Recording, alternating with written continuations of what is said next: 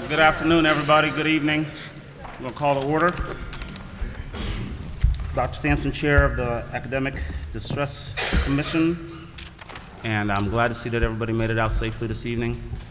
And before we call to order, one of the things I want to do real quick is a little side note. I know we had some different folks in the community have had people that they've lost in their lives over the last couple months. And so we're just going to quick moment of silence in memory of your loved ones that might have passed away this last couple months.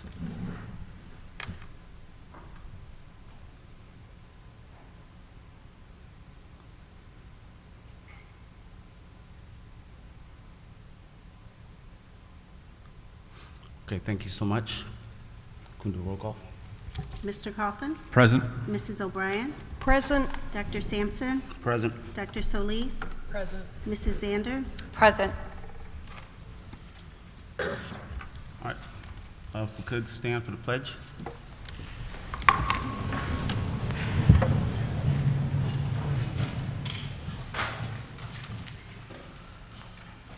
I pledge allegiance to the flag of the United States of America and to the republic for which it stands, one nation, under God, indivisible, with liberty and justice for all.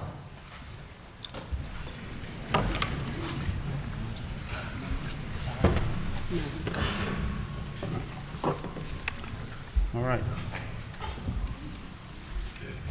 Second order or third order of business. We'd like to recognize those lovely teachers out there and staff members who put their time in and, as they say, put their yards in, have done a great job in our profession as educators, and proud to say that they're educators. And at this moment, I think the beach or the sand or the pool or something nice, warm, and relaxing is calling their name for their next journey in life and their next venture.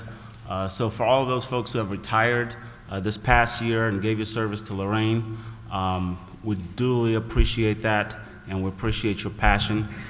So we'll just give you a quick round of applause, please.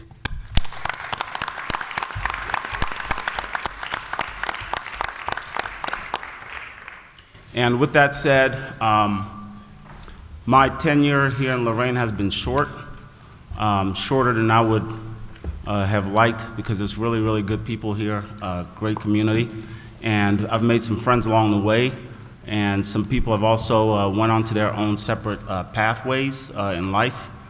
So our mayor has resigned or retired from his position and has moved on to the private sector. And my first meeting in Lorain was with him, and he was a great guy, great conversation, as you guys all know. And I don't think I had much to say to him because I was so in awe just looking out of his office window. So I'd have to go back up there and meet the interim and get another view of the beautiful water. So we definitely want to extend our best wishes to the former mayor on his way out. And I don't know if he's left town yet or not, but he's done a great job advocating for the city and will always be remembered here in Lorain. And we still communicate and have conversations, so that's a good thing. And I think that's what Lorain is all about. And with that said, we also want to acknowledge the retirement of the police chief. It's institutions like this and communities like this that really matter. Having folks who want to constantly give and put their lives on the line to protect and serve the great people, that's what it takes. And we are so, so proud of having a person who commits their lives to public service. And that's just not just public service for the job, but public service to protect. Every day putting their neck on the line and lives on the line, and sending out men and women out to protect as well, and to be able to lead that and make our communities a safer place to be. And we just want to thank the chief for that, and throughout all of his years here and the service that he's provided. I have not had the opportunity to know him as well as some of you in the audience have, but based on every person to a man, woman, and child, he's a great guy, and we do appreciate that from the school side and from the field of education. So we want to give a round of applause for those two gentlemen.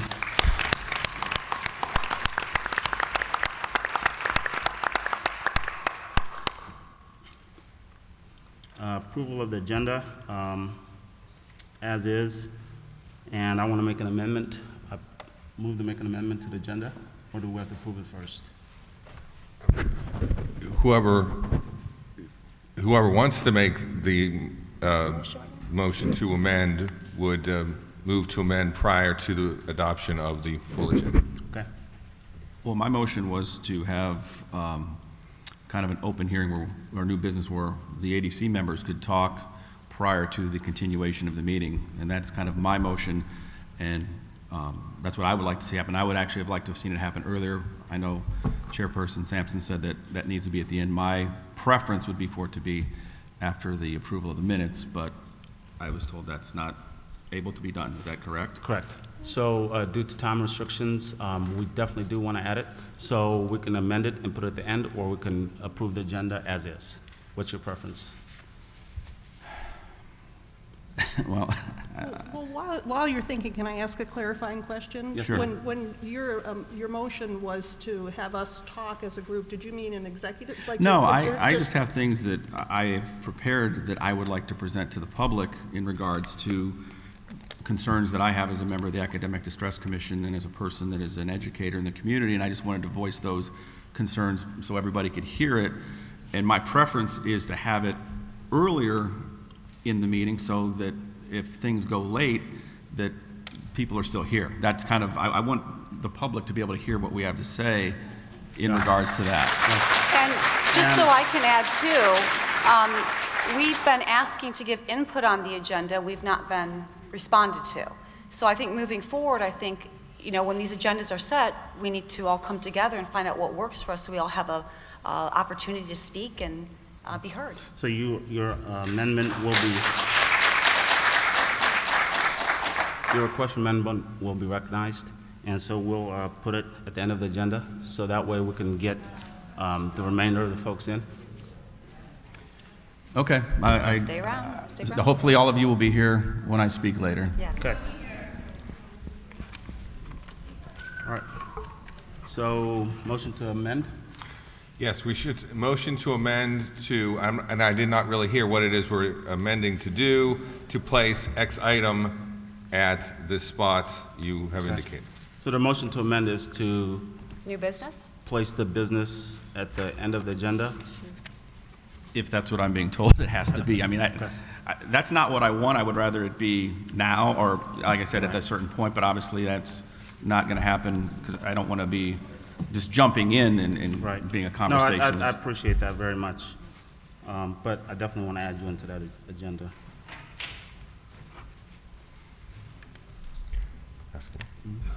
So motion to amend. So you would move to amend the agenda to whatever it is you're moving to do.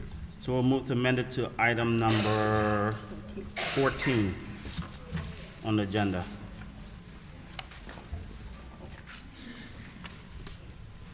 Just out of curiosity, are we going into executive session tonight? Yes, sir. Okay. It's before exec. So I will speak before, or the ADC member, not just me. This isn't just for me, it's for anybody else that wants to speak. Correct. Correct. We will be able to speak Before before we go to executive? executive Correct. session? Yes, sir. Okay. Yes, sir. Okay. Yep. We'll take care of it. Okay? Okay, so just so I understand, and I apologize. So you're moving to amend the agenda to add something before item 14. I'm not, At item 14. New We're moving business. New business to item 14. to add new business to item 14. To item 14.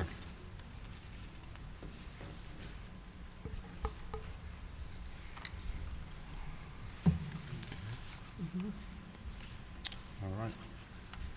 So approval of the agenda with the new item 14?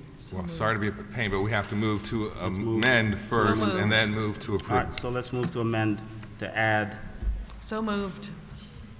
Second. item amended. So we would vote, yeah. Yes. Mr. Cawthon? Sure. Mrs. O'Brien? Yes. Dr. Sampson? Yes? Dr. Solis? Yes. Mrs. Zander? Yes.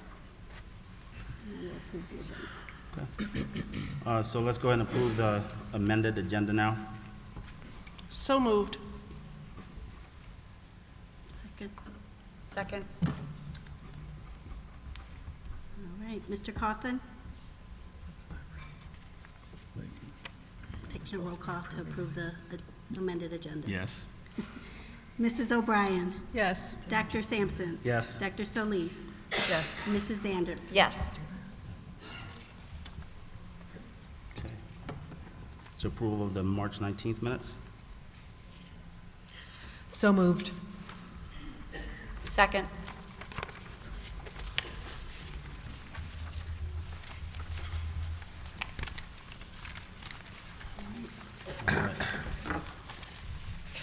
Based on feedback from previous ADC meeting, I believe a parent wanted to make some public comment, but didn't know exactly which component of the public comment to make. I think that was a great suggestion that we took to heed and listened.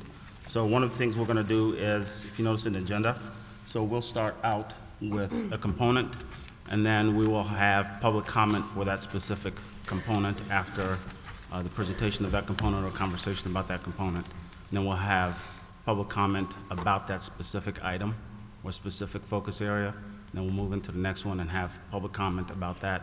Move into the next one and have public comment about that. We're not going to have open public comment about everything and anything from the last suggestion because people didn't know what the comment on in the agenda was the comment. So we're going to have it very structured so you can have public comment about the specific items. Okay? So first thing, one of the things that we also want to do as an ADC is to support the mission. So we're going to talk about student supports.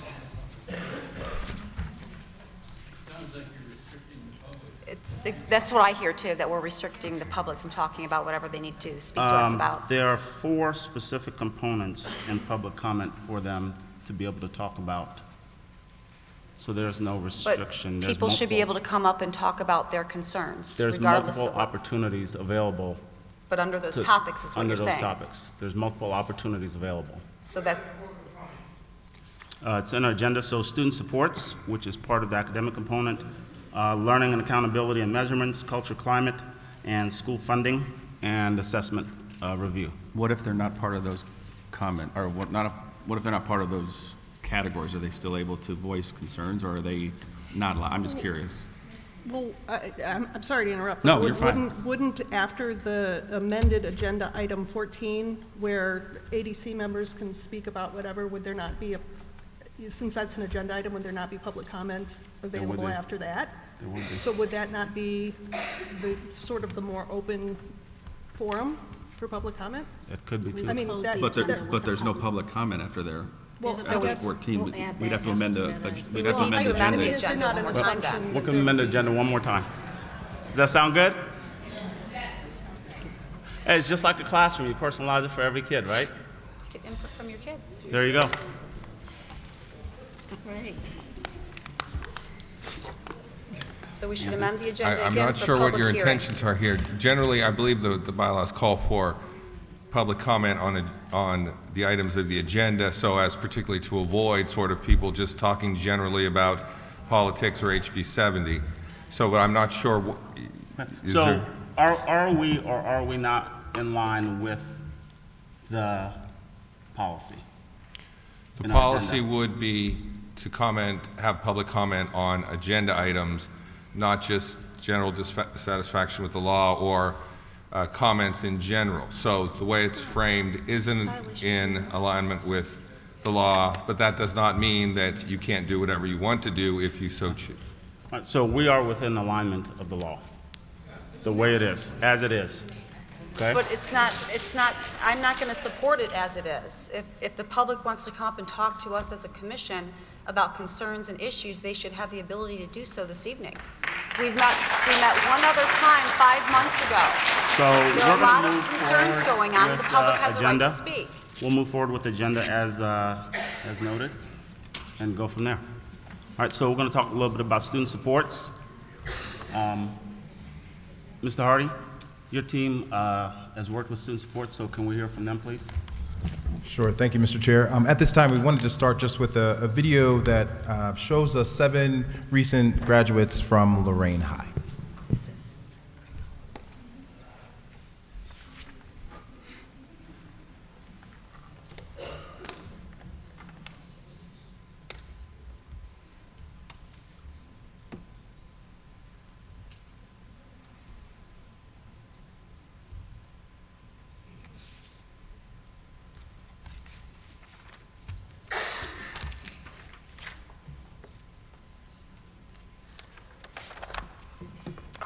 I'm an independent. I'm a soon-to-be graduate of 2019.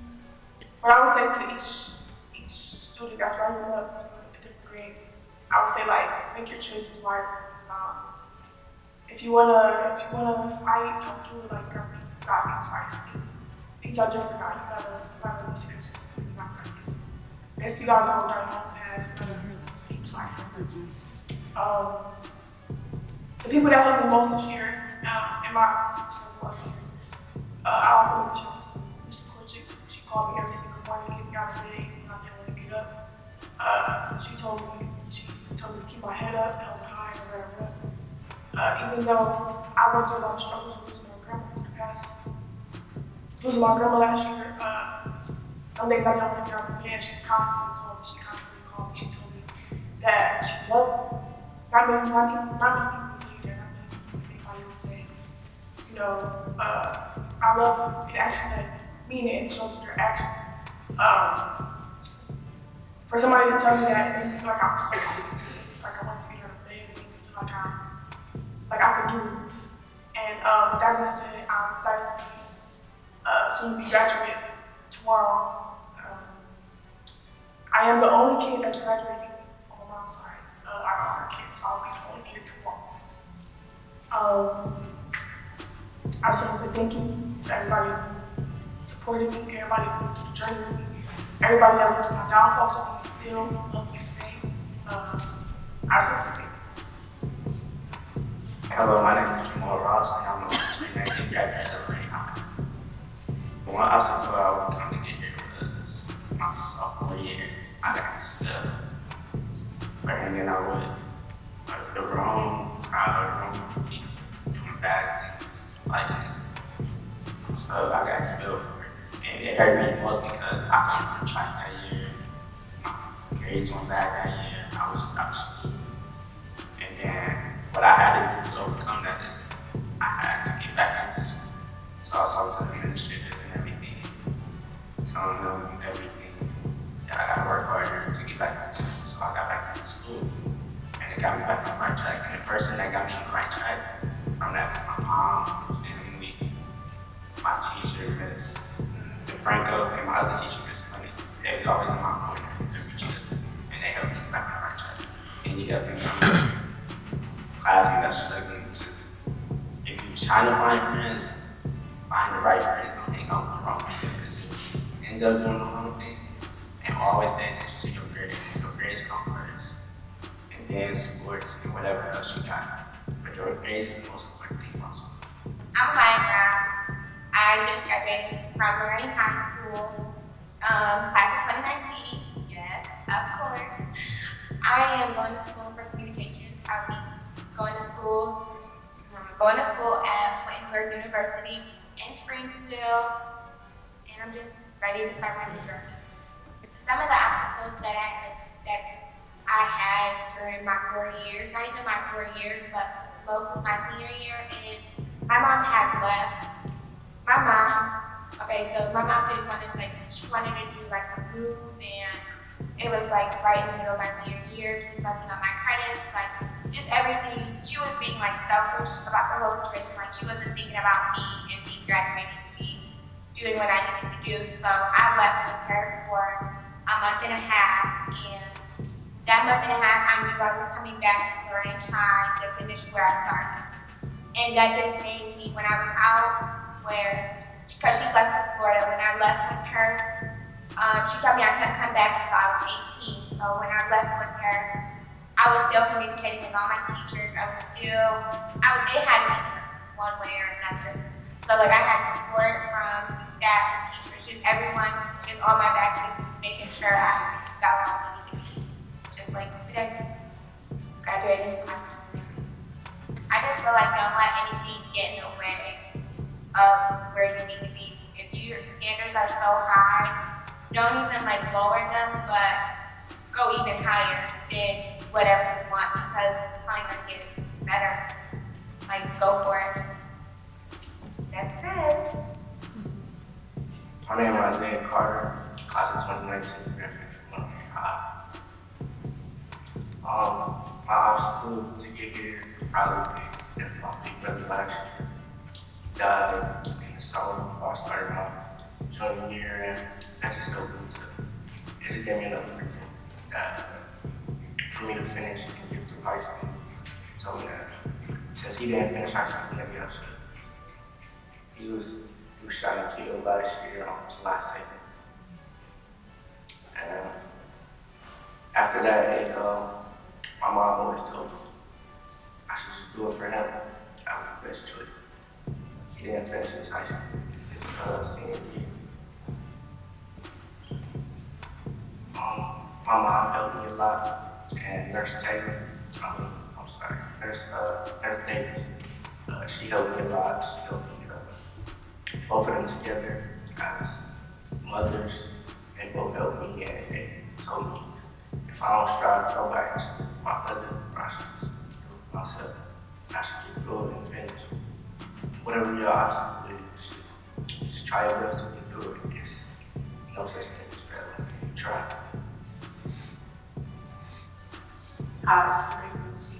Right now, I graduated in 2019. Well, I lost 2 family members, and I got held back twice.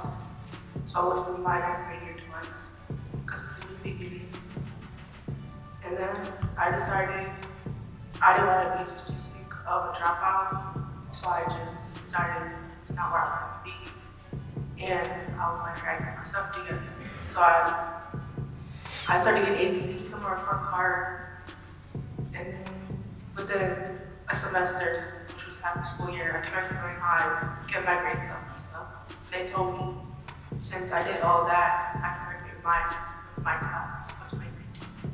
So if I didn't do all that, I would graduate next year. So here, yeah, people are telling me you're going to be a dropout, and after you heard so many times, you know. So I just decided that's not nobody's statistic for mine. I decided I need to make things better for me. So I decided I was not going to be a statistic of a dropout. I'm not going to make 50% higher, but that's not me. So I decided to be here. I'm going to do what I got to do to get where I want to be. Pretty excited to be better in the class. I should be at. Well, today the teachers actually know me. Akasi, Mr. Akasi, Miss Lee, Mr. Larson, my cousin, Ms. Prusak. They told me like, you can be better than you were before when you done. So I decided that maybe I am, but they're telling me like I can be a bit greater than what I am. I'm putting myself on that. Don't let people put a label on you. Put a label on yourself. Let them know what you're gonna be. Don't let them put you down to what you're supposed to be. Tell them, like, I'm gonna be bigger than what I'm supposed to be. Not, oh, you drop the ball. Don't let them live. Because that's not what you are. You are what you want to be, not what they do. So, yeah.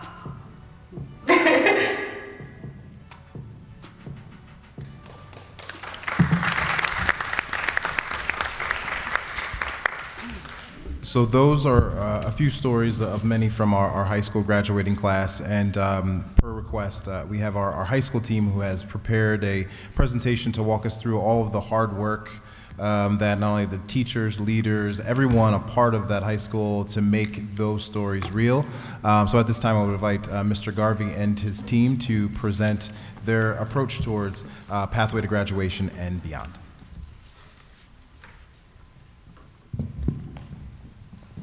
Good evening, everybody. I apologize for having my back to the crowd. Real roller coaster going from the contention from agenda items to that video, right?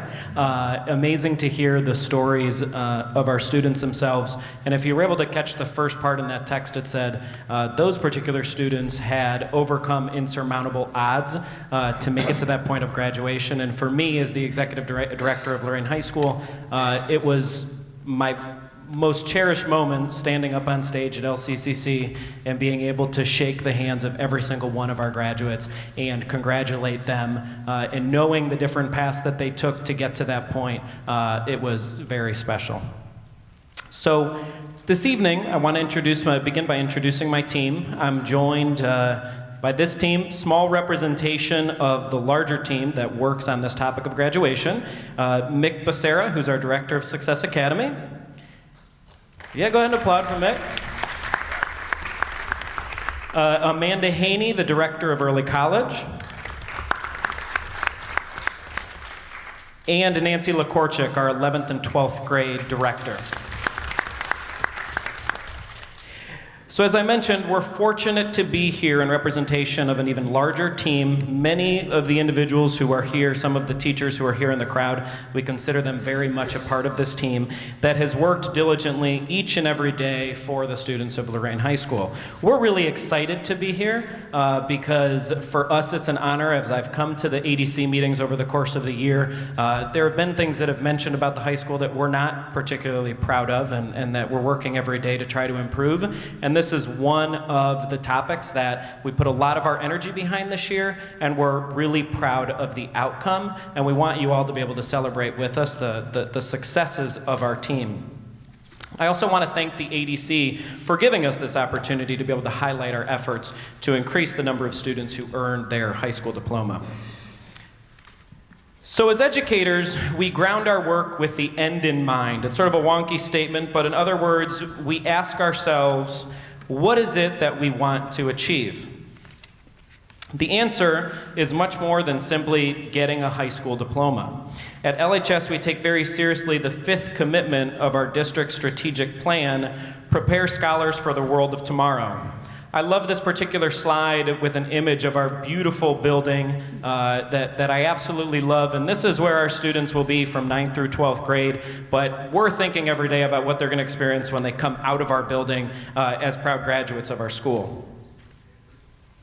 We also know that our students are thinking about their dreams beyond high school, and they can take lots of different paths towards getting to their dreams, whether it be pursuing a career technical degree, whether it's going directly into the workforce, going on to join our armed services, or going on to a 2 or a 4-year college. One of the things that I think defines our job is to make sure that students are prepared to take whichever one of these paths that they choose, and that they have options, that they're not put into a place where they have to take something that's subpar because they weren't prepared for what comes next. Our goal, which seems lofty, but we truly believe is attainable, is that by 2022, 100% of our scholars will graduate with an associate's degree or an industry credential. This is an element of our strategic plan, but it's much more than just a plan or a goal. It's what is our North Star, what is our guiding light for the decisions that we make each and every day when we talk to our students and we build out their individualized plans for their high school career and what comes after that. I'm now going to pass the mic to Ms. Haney, who's going to talk a little bit about what the specific requirements are from the state of Ohio, in addition to some of the systems that we've designed as a high school to track our nearly 500-person 12th grade cohort to make sure that every one of those students gets to graduation and is prepared for what comes next. Ms. Haney.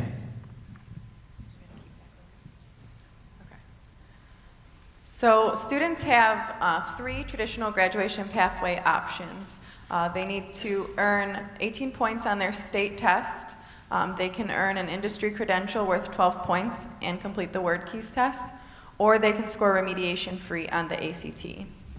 Students, for the 18 points, they need to earn a minimum of 4 points in English, 4 points in math, 6 points in science and social studies, and an additional 4 points in any of the content areas to meet that 18 goal. For those students who were unable to do so, the state provided an alternative pathway for them. The alternative pathway provided 9 different options for students, and they had to complete 2 of those options. Our school specifically focused on these 4 of the 9 options, and students primarily focused on the 2 that are in blue. So all of our seniors that needed this alternative pathway, we had them take the word keys test, and 100% received the 9 that they needed to complete that component. Then some of our students had College Credit Plus classes, so that was their second. But the majority of our students went with the industry credential piece, which they needed a 3-point industry credential, and many of our students actually received a 12-point industry credential. The other option was 120 hours of work or community service. In order to complete the tracking for this, we met often. We met weekly as a high school team, and then we met bi-weekly as a district team. The high school team was comprised of the leadership in the building, as well as the guidance counselors, and it was really just sitting down every week with our spreadsheets and going through each individual student and where they were in the progress of their pathway. And making sure that if there was anything that they needed, we worked to get that taken care of. Bi-weekly, we met with central office staff and our leadership team and updated them on where we were at. Our least favorite saying is, if graduation was tomorrow, what would the percentage of students be? And we were asked that every time we walked in, and we're expected to be ready to answer. So we did that all the way up until the end of the school year.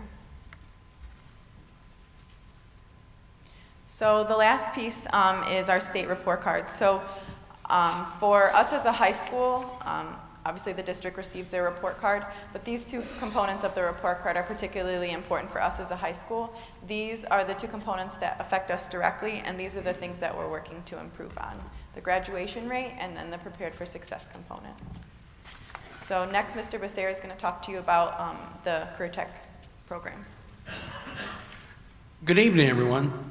I'm Mick Becerra. I'm the director of Success Academy, and before I start, Success Academy is the umbrella that where our career tech programs and our alternative ed program reside. So when we start, I want to give you a quick definition. So a concentrator in a career tech program is a student who will complete a 2-year program, and so we have that. So when I talk about concentrators, I want you to know that's students who have completed a 2-year program. And so then what we also have is we had the after-school credentialing, and that was for seniors. They used the alternative pathway to earn the privilege to walk across the stage. So in 2018, you can see there, concentrators, we had 90 seniors who were concentrators. That doesn't include juniors or sophomores who would be a first-year CTE student. So that's only seniors. And then this year, we had 100. For after-school credentialing, I don't know why the number did not populate, but that should be a 57. And so really last year was really the first year that we really started to streamline this process and really give students opportunities to earn an alternative pathway. So last year it was 57. This year we had 110 students that earned a credential after school. And that was really through the hard work of Ron Sturgill and Scott Krashenko after school, many hours. And like Amanda said, the majority of them did earn the actual 12-point credential. Moving forward, what we're doing to grow our CTE programs, because we still believe that it is one of those quiet, diamonds in the rough here at Lorain High School. And so what we really tried to do this year, we really tried to improve the recruitment process. And so we had 2 career tech teachers go in to all freshman history classes and all sophomore English classes and do a presentation on our career tech programs. And from that, students signed up for a visitation to the programs they wanted to. And then after they visited the programs, they did an exit ticket where they decided, yes, I want to be in this program, or no, I want to go to my second choice. We are really working well with Amanda Haney, where our goal is to have some type of college credit in every one of our career programs. And so we're getting there. And so with Amanda's work and our partnership with Lorain Community College, that's going to happen. This year, we really felt we needed to increase the awareness of our teaching staff of career tech programs.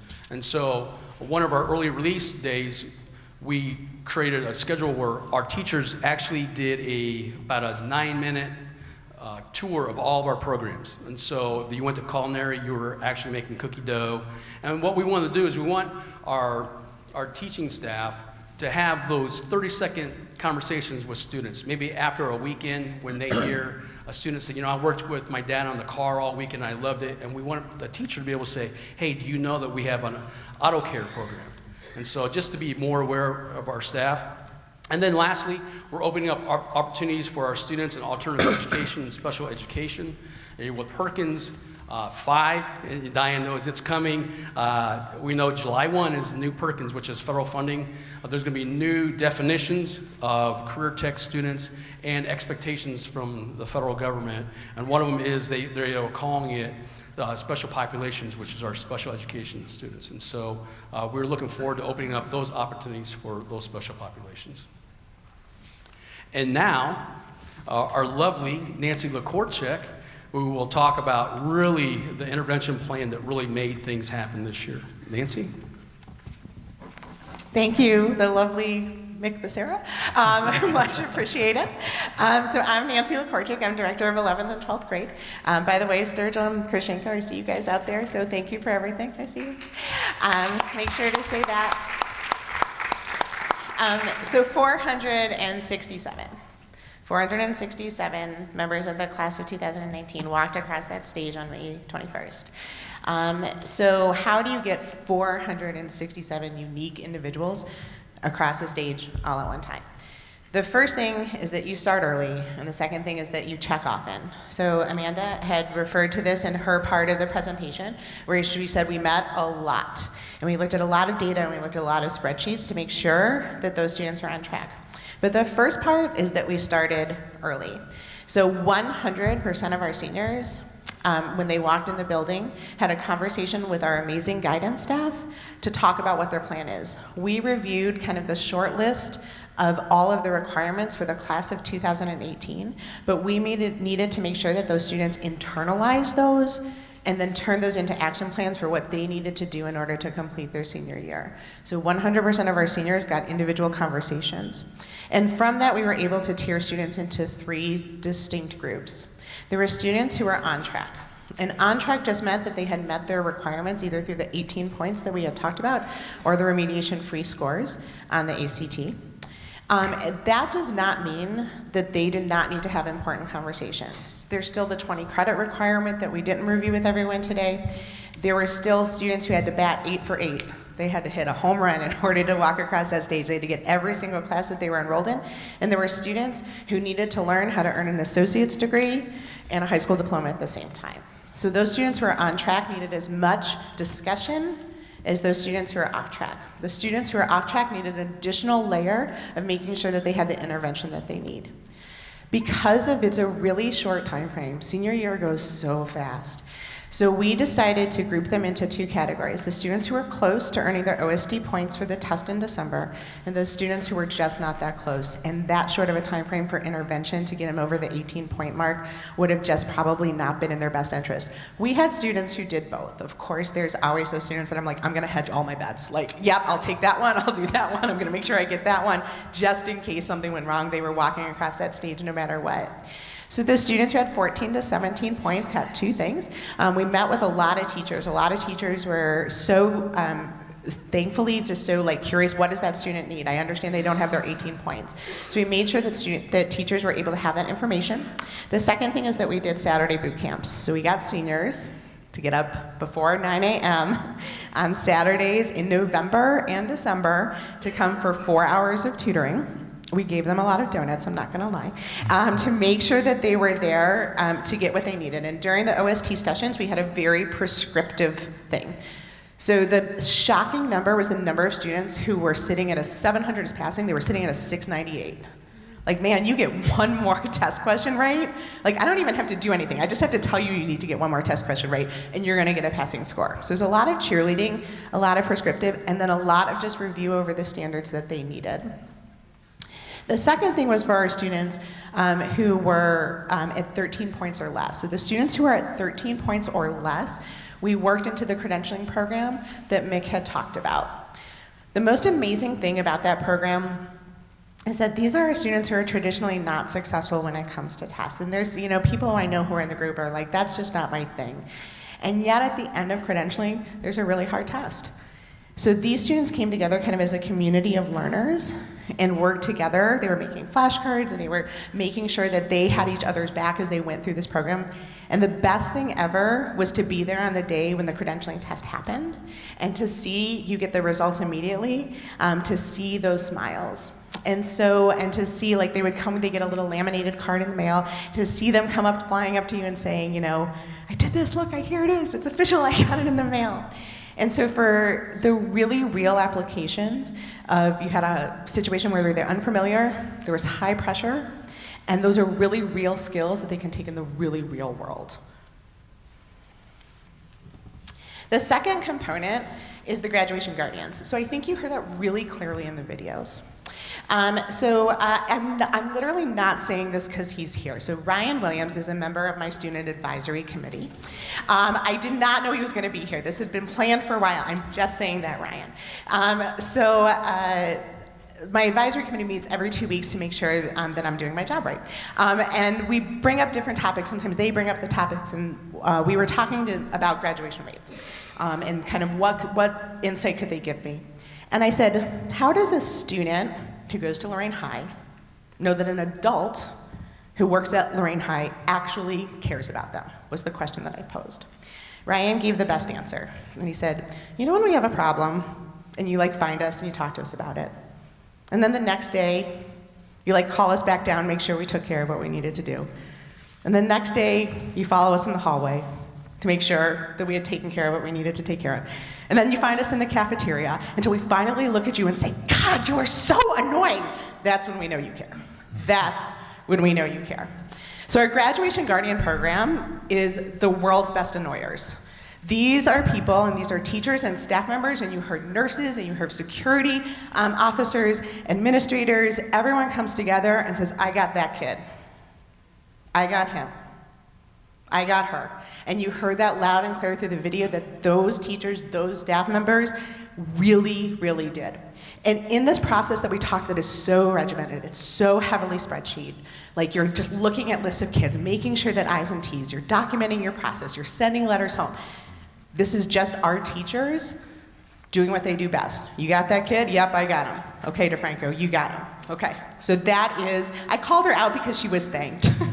And she does a really great job with our seniors. So that is just what we do as Lorain High School. And so the other role that the graduation guardians fulfill is that we talked a lot about credits, and we talked a lot about 18 points, but we didn't talk about your first breakup. We didn't talk about losing your house. We didn't talk about losing your way, because that's just kids who are 18. That's just what they do at that age. So the graduation guardians filled in all of the gaps that meeting every other week doesn't cover. So it's incredible, thankful to them that I'm able to talk about our percentage rates of success. So with the OST intervention, 45% of those students who got up early on Saturday mornings got the 18 points that they need. And because I'm someone who always looks at the silver lining, I want to say well over 90% got their highest score. So they may not have gotten the 3 that they needed in the test, but they certainly knocked it out of the park. And it wasn't because of amazing intervention. It was 12 hours of intervention. It was just that the belief that they could do it, I think that really made the difference. And our credentialing was a 98% success rate. The 2% who did not get their credentials did not complete the program. I'm sure they would have gotten it. So those gentlemen are amazing at what they do. And finally, we're not done. So where do we go from here? This is my favorite picture. It really just speaks to what it looks like to see 467 students, because it's really a story about how 467 students who are in their last year at Lorain High know the over 200 people who show up for work their everyday care. And so what we're going to focus on in the years to come is to make sure that we work on the early identification process of dropouts. And here's why. They don't make that decision their senior year. I said that we needed to check early. We need to check a lot earlier. Of the students who dropped out, 3 dropped out their senior year. The other students made that decision long before next August. So making sure that we have the ability to talk to our freshmen, talk to our sophomores, talk to our juniors, and then when they get to be seniors, we're like, oh yeah, you're on track, you're good. So making sure that we identify those students and work with those students as intensely as we work with our seniors is definitely part of the plan. We heard Raven's story. Raven's really soft-spoken, so I wasn't sure if you had heard. She took 2 tours through 9th grade to make sure that those students who fall behind their freshman year don't stay behind. So the students who fall behind have a clear and consistent credit recovery pathway to make it through to their senior year. So senior year, again, we're like, okay, we got it. And finally, for the members of 2019 who didn't make it across the stage on May 21st, to make sure that we have a promise as a team and as a team to say that we are fully committed to make sure that you reach your success and potential with the same intensity and energy that we brought to this year, we will bring to your 5th year. It's not how hard you fall, it's how you get back up. So thank you so much for your time. At this point, we will open up for any questions you might have.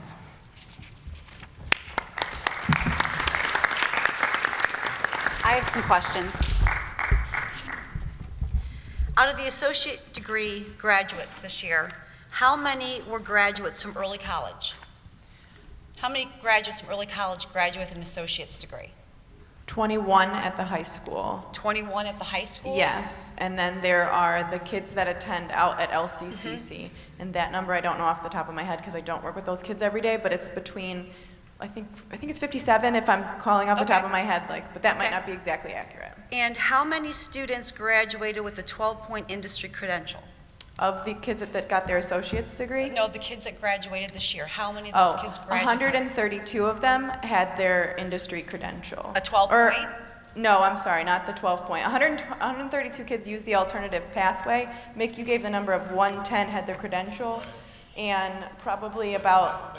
Diane, I would say out of the 110, probably, I'll have to check for you, but probably 100 earned... A 12-point? Yeah, 12-point. Okay. And it really wasn't until the last week or two that we dropped it down to the 3-point. But yeah, we were pushing 12-point the whole time. That's right. And what can they earn the 12-point industry credential in?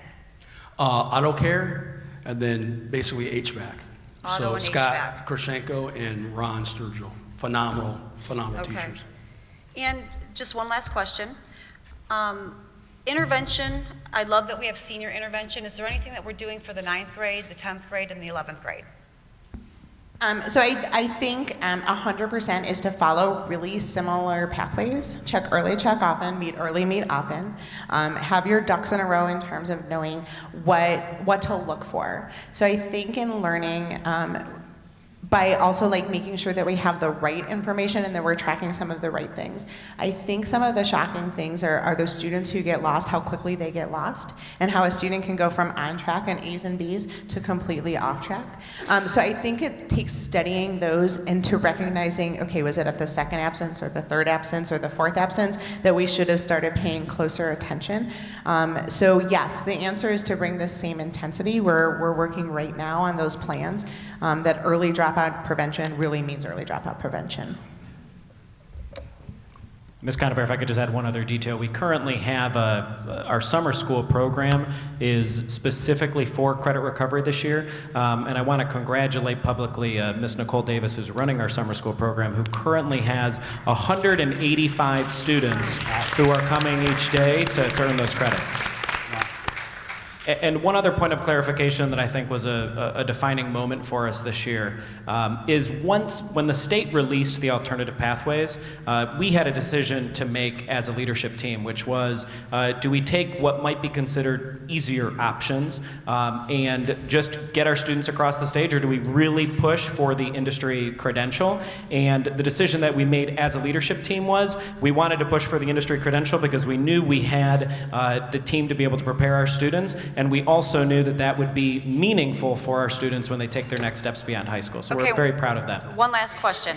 With your senior-only options, does that include the auto and HVAC 12-point? Yes, ma'am. Is that what you offer? Okay. Yes, ma'am. So just for clarification for you, because I know you like numbers, 120 kids did the alternative pathway last year, and 132 did the alternative pathway this year. And then Mick showed you that there was 57 kids that did the credentialing last year and 110 that did it this year. So you can see the shift, like it's a little bit more kids that did the pathway, but not really. It was about the same in cohort. But the number of students that actually earned the credential almost doubled just because the intenseness of making them choose that option. I thought there was an STNA program. at So the there high school. is, so that program specifically, so I had a couple kids, because obviously I'm the one who does early college, but I had a couple kids that had earned the STNA licensure previous to their senior year. So like I had probably 8 kids in my cohort of early college for my counselor that weren't meeting the 18 points. But between having a College Credit Plus class and earning that credential previously, we word keyed them because that's something that they can use for employment, and then they were done. So they didn't actually have to go through the alternative pathway because they already had the credential in their pocket. And I had about 8 kids in that boat. For the general public, we speak in alphabet soup, so STNA. It's Oh, I'm state sorry, teacher. that's state-tested nurse aid training. It's a Nursing assistant. It's a license that our students earn. They take our career tech program in nursing or medical assisting, and they come out with their STNA license, and so that makes them employable in the real world in like nursing homes and things like that. And we actually currently have 2, maybe 3 that took their license and are working. So like when we had days where we needed them to come in for meetings, they'd be like, oh, I have work, I can't come in. And we're like, oh, that's actually a career. So, okay, go do that, and we'll catch up with you later. So yeah, STNA, state tested nursing. May I ask a question pertinent to this wonderful group? When we have public comment, yes, sir. When public comments. Make sure they understand this. When public comment, once we open it up for public comment. Just a clarifying question. There are how many guidance counselors at the high school? 5? 5. And so to kind of piggyback on what Mrs. Zander was saying, as you start to think about, 9th, 10th, and 11th grade, do you feel like you're adequately staffed to be able to meet those demands, or is that something you all are thinking about now? How do you grow that leadership team? Well, I know we added one for this year. We actually added a, per early college request, an early college counselor, so that, because our program is growing so much, that kind of alleviates some of the pressure from the 9, 10, 11th, and 12th grade counselors, because those students are then, because it's a different setup. They need different things. They're working on 2 degrees. It's very different. So, but I don't know if you feel that there should be more. I posed that question to some members of our guidance department asking exactly that, and not to speak for all of them, but the response that I've received is that we are adequately staffed, but as the state changes requirements, we need to constantly be thinking about how we're orienting our department. So currently, our department is organized by grade level, but with the new state requirements, we have to think in a conceptualization of a cohort, so students who might not yet be in 12th grade, but are part of that graduating class. So I think the question for us right now as a leadership team is how do we conceptualize it, and how do we make sure our systems are responsive to how we're being measured by the state report card? Thank you. And then I also, I know that you're really partnering a lot with Lorain County Community College, and you're probably well aware of the strategic plan that they just released with their goal of having 10,000 people graduate with a degree or credential by 2025. And so your slide that by 2022, you want to have 100% with with an associate's degree or industry credential. How are you partnering with the college to help them? And to help you all? So our partnership is really strictly with LCCC, and we have the Outreach Center here, and all of our students earn their degrees through them, so that takes care of their component for that. And then as far as the industry credentials, some of our industry credentials are connected to college credit, but some of them are not. So we have been working with LCCC to increase the number of College Credit Plus classes in a career tech program, so that we can maybe even like CLEP testing, where I don't know how to say that without using the abbreviation, so sorry, but it's testing to test someone's knowledge of something and then them receiving credit for it, so that's the definition. So that's something that we have talked about with LCCC. We have continuous ongoing conversations with Ms. Lathwell and the coordinator of Career Tech, and then Mrs. Churchill, who's an advisor there. I meet with them regularly to make sure that we're in line with their strategic plans. All right, and I'm sorry, but just one more question. So the state report card, and this might be a question for you, when do we expect to be able to know about graduation rate and how that might have changed? Sure. So the official numbers won't come out till the fall, and I don't want to be misquoted on the exact date. I believe it's September 15th. or around there, and I'm looking for some guidance, but I think it is the month of September, and that could change or vary as they're still tidying up a lot of numbers. Now, I will say, though, at the same time, there has been release of some individual school data in which school leaders have been able to access, but as far as the report card itself, it will be a few months from now. And there's no hints you can give us? I'm sworn to secrecy. Okay. And just for a point of clarification, the report card is actually a year behind, so, you know, this graduating class won't appear. Next year. Yes, so what you see coming out will actually be from the work that we did last year. Correct. Just for everyone else. Thank you so much. All right, so for context for the community out there, we're at 467 graduates walk across the stage. Yes. So the context with that is the difference between a kid graduating from high school and a kid not graduating from high school, dollars and cents. It's about $7,800 difference in salary annually. So with the 467 kiddos, we're talking about an investment of $3.6 million that you guys pump back into the community by having kids graduate. So that's commendable for this group of 4 people to put out almost $4 million in a matter of, it seems like an hour with the graduation ceremony. So thank you very much. Mr. Hardy? If I could add to that, I think it's not only their hard work and there is, the meetings that I've been able to attend, but I know there's hundreds of meetings that you're having with teachers to work even harder to get kids across the stage. So I commend you, the entire leadership team, and all of the teachers and staff that were a part of making this happen for this year's graduating class of 467 scholars. Thank you again.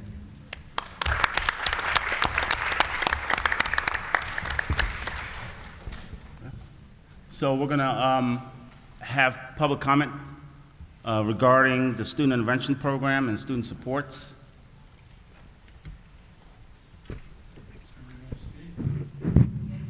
And we're gonna limit it to 8 minutes, so that way we can have ample time for the rest of the agenda and the other public comment as well. May I just make some comments? You're free to go ahead.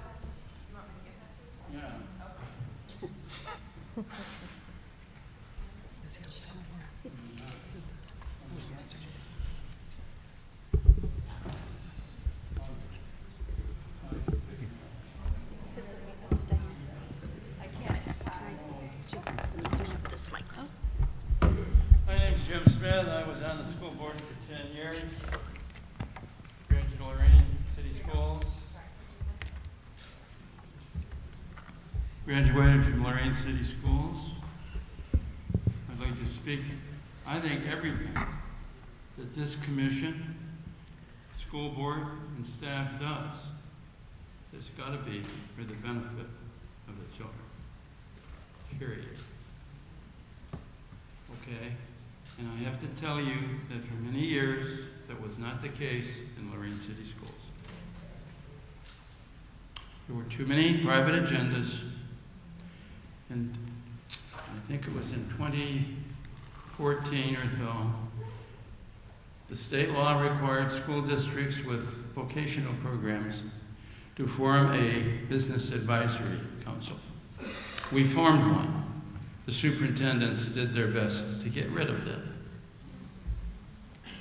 But we had them all out one night at Southview, which was in Lorain High. And one of the comments from one of the members, was how much do the parents know about what their kids are doing and getting ready for the workplace?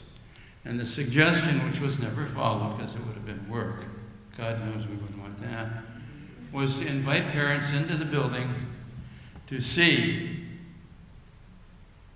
what their children were being exposed to. Back in the day, we used to have work study programs. Part of the students' day was being paid. The secretary in my office, the assistant in my insurance office for many years, was a student at Southview. And after the next time I saw her was when I walked into Old Masson School, and there she was, the school secretary. And a lot of people don't know this, but Lorain City Schools was the parent of Lorain County Community College. It came from us. and our outstanding adult education program. So you have to let parents know. For 10 years, I was a volunteer for a wonderful group called Voices for Children. I was a court-appointed guardian ad litem. I was the child's voice in court once the child had been removed from their parents by Children's Services. And I got to see firsthand what some of our young people have to put up with at home. And I strongly recommend that someone make contact with Voices for Children in Elyria to find out how many of our students going to Lorain schools have been removed from their home and have a guardian ad litem. And if you find out, invite the guardian ad litem in and get all the facts. Okay? I had a whole speech prepared, but let me tell you, as a board member, that public comment part of the meeting we had used to drive me up the wall. And then I forced myself to remember an old Latin quote, which I share with you to remember when you're putting your agenda together. Vox populi, vox Dei. The people's voice is God's voice. And it's better you know what they're saying than you don't.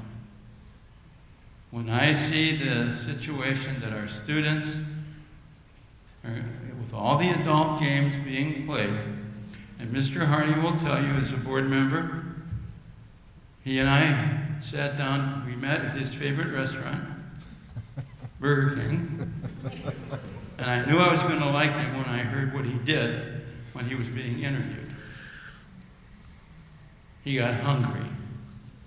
And so he walked across the path through the projects. And kids thought he was Obama, didn't they? And I said, hey, if he's going to get out and about, good. That's what we need.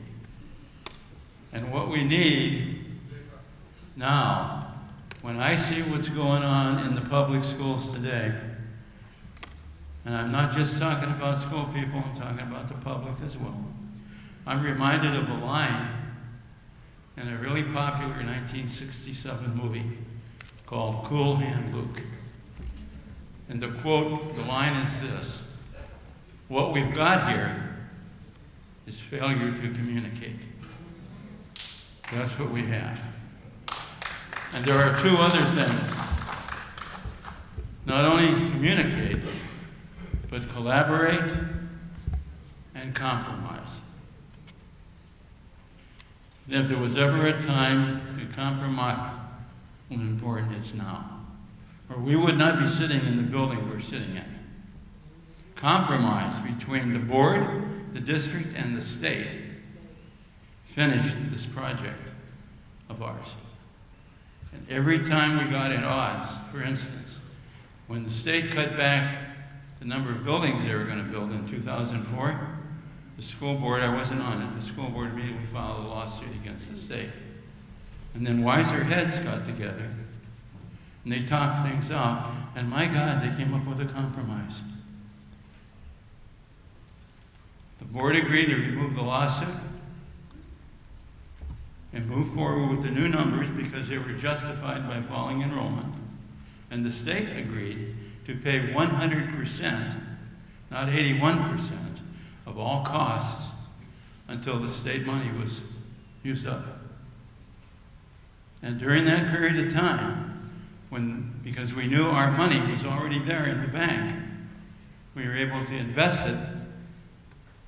And by the time this building was on, we had accrued $9 million in interest, some of which helped to put this auditorium on the map.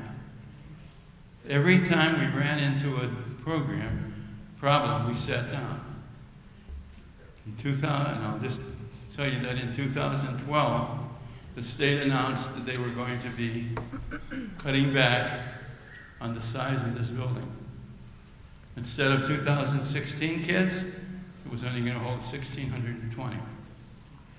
And through the efforts of our wonderful state senator then, Gail Manning, working with Columbus, we compromised. And this building was built to hold 1,743 students. So if there was ever a time, folks, to collaborate, communicate, compromise, it's now. And if you've ever read House Bill 70, compromise is there. Because as Mr. Hardy knows, one of the authorities he has under House Bill 70, Section 3201, I think it is, or whatever, of the Ohio Revised Code, is the authority to delegate certain authority back to the board. Involve the board.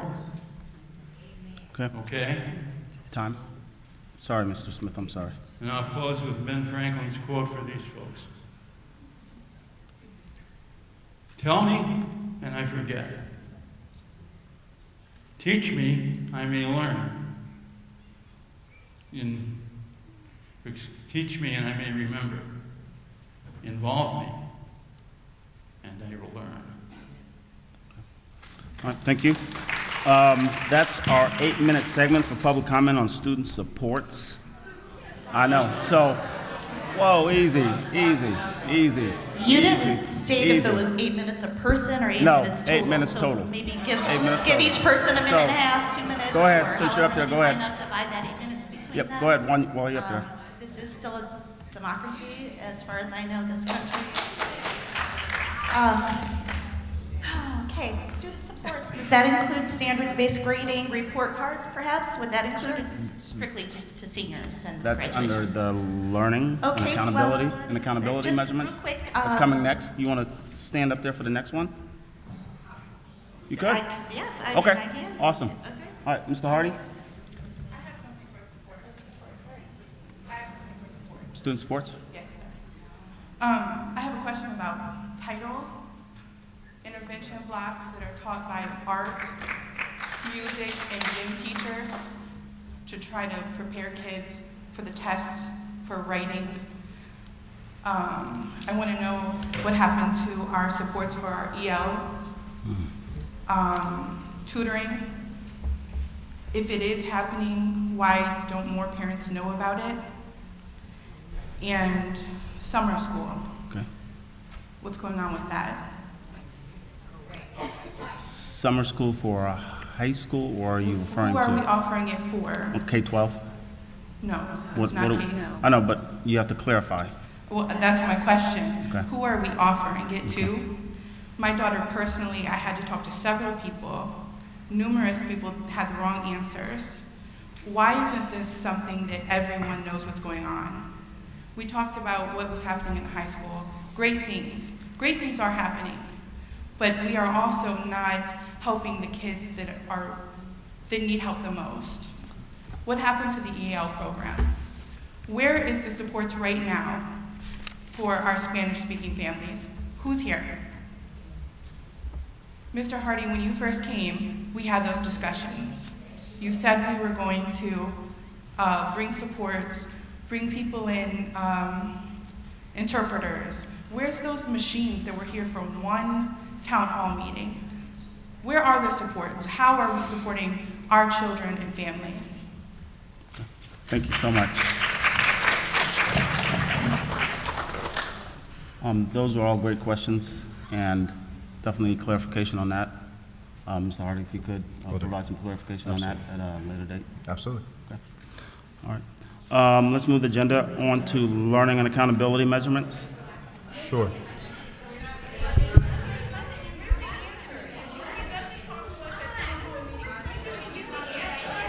Sure.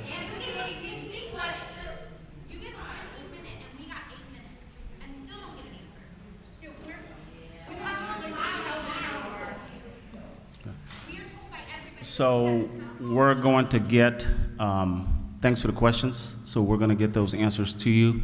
I'm going to speak to Mr. Hardy about that. You want to do that now or later? All right, so we're going to go to learning and accountability measurements. Ladies? Thank you. Thank you, Mr. Chair. So the slide that you see now, I'm going to discuss a little bit further about progress. Year one, again, was focused largely on school and district leadership and establishing the school and district leadership and creating the organizational expectations that are necessary. Year two were a lot more focused on how do we help our teachers and leaders create the environments for learning that we all want to see for our kids. So I want to spend a little bit of time of the progress and the challenges that we faced along the way to get where we are today. So if we can, let's see here. I don't know if the clicker is reaching me. Great. So what you see here, and I'm going to read out some numbers because it is a little small on the larger screen, but this is our NWEA MAP reading results above 50 percentile. And the reason why that's significant, we understand based on the state test and otherwise that if you're able to hit around 50% on any given state test, you're about proficient. Give or take a few points here or there on either side of it, but that's kind of the goal. If we get to that area, we're getting to a level of proficiency. What you see in this slide is a trend over the past 3 years. The reason why I included 3 years is because I wanted folks to see kind of the growth over time that we've seen in MAP reading. So if you look all the way to the left of the chart, there's a small number over there that gives an indicator for our K-3 students that are hitting the 50 percentile. In the fall of 16-17, we were at 32%. By the spring of last year, which was the first year of this administration, we were already up to 41.6% of our scholars getting to the 50th percentile. And then this year, this following spring, we dipped down a little bit to 38.8%. But if you look over the course of 3 years, you'll see a 6.6% increase in the number of kids that are at or above the 50 percentile in MAP reading for K-3 for our K-3 students on the NWEA MAP assessment. For math, you'll see a similar trend. Over the past 3 years, we started at 30.3%. We hit a high mark last spring where almost 50% of our kids, 50.1% of our kids were at or above the 50 percentile. And this past spring, we were at 44.8% of our kids who had met the 50 percentile on the NWEA MAP math assessment. So if we were to look at that trajectory over time, you would see that from the fall of 16, prior to this administration, to this current administration, and the teachers and leaders that are in the buildings, we are now up to 44.8%, which is an increase of 14.5% of kids that are now at a 50 percentile or higher on the NWEA MAP math. Mr. Hardy, where does ANET come into this? I'm going to run through some of that data for you, okay? So when we look at this data, you'll see, and I have this all on one slide just so you can see the comparative, that our K-3 scholars have improved on MAP by 6.8% in reading and 7.6% increase in math. What you will notice, though, and Mrs. Zander, to your question around ANET, there's two things that go on with ANET. ANET is much more of a formative assessment that allows us to see the mastery of kids' standards on the standards that are assessed during a given time period. So for example, if they are learning RL 1.2, they are assessed on that skill. Unfortunately, the way that ANET works, and it's intentional by design, those same standards are not spiraled because they're going on to new standards to ensure that they are seeing the level of mastery necessary. So I didn't want to give a false indicator of improvement because there's really not an apples to apples that allow us to see that as clearly as NWEA MAP. I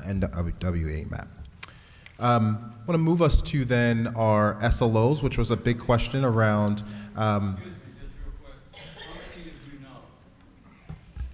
Mr. Chair. It's the most difficult task the human brain has. So we'll have the public comment after this? Yes. Okay. Yes, sir. And at public comment, I will be able to address it. For the building SLO outcomes, which was a question that came up multiple times around how did our schools perform against the student learning objective this year, we decided to ensure that schools had a chance to choose their SLOs, whether it was attendance or writing or otherwise. And on this chart, you'll see on the left-hand side, which is towards like the marigold on the left-hand side there, you'll see the SLO measure 1 and then the SLO measure 2, which is in a blue. For each of the schools, they were provided an opportunity to submit their selection. Some schools, given the score that they received on their gap closing, they were able to use the previous year's report card score in lieu of an SLO this year. So you can see why there's a letter grade potentially versus an actual percentage. Mr. Hardy, Then I have a question. Below the Can I ask a question about the SLO? I've been told time and time again that buildings were not given the opportunity to choose their SLO. And I keep hearing it from the administration, but I'm getting a total different feedback from the teachers. Can you please explain in your own words how the SLO was handled by the district and how you came up with attendance and writing as the SLO? Mr. Chair, would you like me to answer that now or at the end? Let's go and answer it now. Okay. So in short, all schools were given the option to look at what their SLO they wanted to do as a school. Different schools, again, school leaders had meetings with teachers around, hey, what would you like to select? From there, we said, great schools, you selected either writing or attendance, or they selected a different measure, which they had the option to do. What were those different measures? The good news, I just want to finish my statement. Hold on a second. ADC committee, let's let each other finish speaking, not cut each other off, and finish up the conversation. Sure. Thank you. Student learning objective. With that said, given the choices that were made, as you can see in the overall column here at the bottom, Admiral King met their goal, Frank Jacinto met their goal, Garfield met their goal, Hawthorne Elementary met their goal, Helen Steiner Rice met their goal, Larkmore Elementary met their goal, Palm met their goal, Stephen DeHanis met their goal, Tony Morrison met their goal, Washington Elementary met their goal, General Johnny Wilson met their goal, Longfellow met their goal, and Southview also met their goal. So I know there was a lot of concern around the selection and the choices that were made. The good news is that the teachers did a tremendous job in reaching their goals for their school, and I think they should be commended for all the hard work they did to meet those actual goals. Can I ask the question now, what were the other options for the SLOs? Is this a good time? Yes, so they had both attendance. They had a culture goal that they had to select. I'm sorry, I didn't hear that. A culture goal. Whether it's goal? Yep, whether it's attendance, suspension, or otherwise. On the academic side, they had either their writing, they could select their gap closing as a measure as well. And so it was really up to the schools to decide what was the best option for them to ensure they were pushing their kids forward. Lastly, I just want to speak to some of the writing growth, which I thought was substantial for a reason, and pulled this one out specifically because last year when we reviewed the actual state test results for our kids, we spent significant amount of time looking at where are we missing with our youngest? Where are we missing in the instructional practices? Where are we missing as a district? Where can we improve? And what became very clear and apparent was that there is a gap in writing. We saw very clearly that our kids were not writing at the level they needed to, and so the idea of bringing the writing SLO forward was to ensure that we're spending more time, significant time, around the skill of writing. We know that writing is a big part of our kids' ability to not only be successful in life, but a big part of them being more educated as they grow. And so what you see in this chart is the SLO that was given for the schools that selected this as an option for grades 3 through 8. The score in the middle, the average percent earned 3 or 4 points, are actually the previous year's state test results, how many kids actually received any writing points of 3 or 4 on a state test, and you can see where those scores lie. So in grade 3, we only had 0.5% of our kids actually earn 3 or 4 points. On the SLO that was completed at the end of the year, that number was up to 2.51%. In grade 4, we had only 2%. By the end of the writing SLO, we had 25% of our kids. Grade 5, we had 0.33%. By the end of the year, this year, we had 28.6%. Grade 6, we had 3%. By the end of grade 6 this year, we had 19.25%. Grade 7, we had 8.75%. By the end of this year, we had 21.7%. In grade 8, we had only 1% of our kids. At the end of the year, we had 28.65% of our kids. So again, congratulations to all the teachers and hard work that went into making this possible. If we can give our teachers a round of applause for their hard work.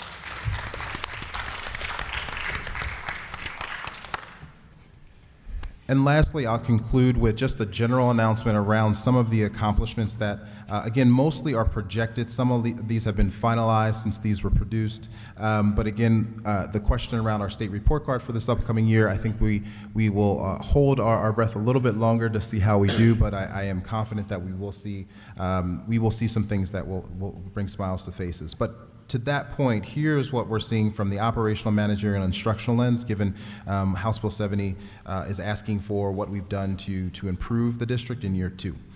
Specifically on the operational side, reduction of, and I'm not sure, it is pretty large, okay. Reduction of central office costs was a big part of what we wanted to do and ensure that we were fiscally responsible. This year, we received a certificate actually from the state of Ohio for our clean financial audit, but most importantly, making sure that we are always spending at or below the best that we can. And I tip my hat to our strategy and innovation office to ensuring that's happening. Received grants from multiple local and state partners who are seeing the work that is getting done here in Lorain and have confidence in the work we're doing now that we have become just even more financially stable. We eliminated our school leader substitute costs. The year before when I got here, there was at least $60,000 to $70,000, I think, allotted to, not necessarily spent, but allotted to just covering substitute costs for school leaders who were absent. We eliminated that. We ensured that our school leaders are in the building. If not, we actually have additional leaders to support the building, so we eliminated that cost. We also reduced some supplemental costs that were within the district that range in the hundreds of thousands of dollars that were spent that we could actually use to bring it closer to our kids, specifically to the things that they need to be successful in the class every single day.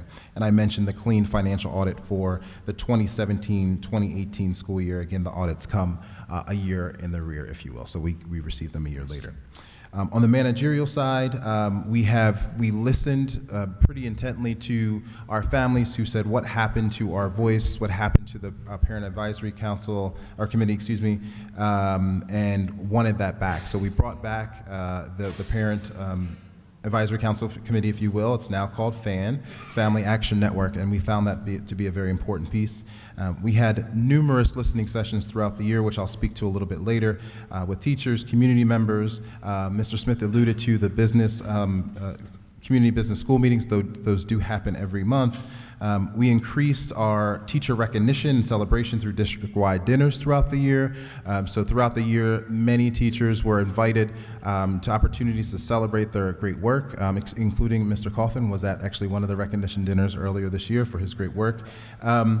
Monthly meetings with our union leaders to commonly address any concerns that come up. So those are things that we are proud are starting. Now, again, are they perfect? No. Do we have work to do? Absolutely, but I think these are steps in the right direction. On the instructional side, we anticipate an increase in our 4-year graduation rates. Again, those numbers are not finalized yet, but we will find out soon how we did, and a similar increase in our 5-year graduation rates as well. We increased the percent of standards-driven lessons from 17%. I don't know if for those that are here tonight, if you were here a little over a year and a half ago when we talked about the number of classrooms that had standards-driven lessons, again, it was about 17%. We had a similar audit done. We're now at the 37% of our classrooms across the district. Mrs. Zander, you asked about the associate's degrees. We went from 21 last year to a little over 75. That's why I'm glad Amanda was able to speak to that a little bit. The combination of scholars that graduated here with it and also those scholars that are at LCCC gives you that number above 75. We also saw an increase in the number of 5 out of 5-star Step Up to Quality programs for all of our preschools and all of our buildings. Again, that was a big step in the right direction for the longevity of the district. We have to start with our babies and ensuring they have great teachers early on, which they now do in each one of our elementary schools. So we are so proud and thankful for all of our support and those that support us both from the inside and out to make sure that those programs are strong. We have over 450 scholars currently enrolled in early college, and I'm excited to see what those numbers will be coming into this fall, because I think we have a pretty large class of scholars who will be a part of that early college program, some of the highest enrollment we have ever seen in that area. We're improving the curriculum selected for teachers and school teams. That was a big concern from a lot of teachers. When I get to the focus groups a little bit later, you will see that come up. Teachers brought to our attention, rightfully so, that they needed new curriculum. And we understand the challenge of not having all the right curricular resources. And so we spent a lot of time thinking about that, and we'll have some conversations around that a little bit later. We've seen a reduction in suspensions district-wide, in large part in some of our earlier grades. We see an increase in accountability for those violent behaviors, especially at the high school. We had some challenges earlier on in the year, but as the year went on, we saw some of those reductions start to pay off with our expectations being increased. And then our Longfellow Middle School scholars made it to World Robotics Championships for the second year in a row. So I think that's just a great way to end this with kids being the focus, and celebrating the teachers who got them to where they are to be successful and to make it to Worlds for a second year. So I congratulate all those young people and teachers again. With that, Mr. Chair, I have nothing further. So one of the components that we are talking about, let's see if the next slide is up. Is the next slide up? Is at the very end? Okay.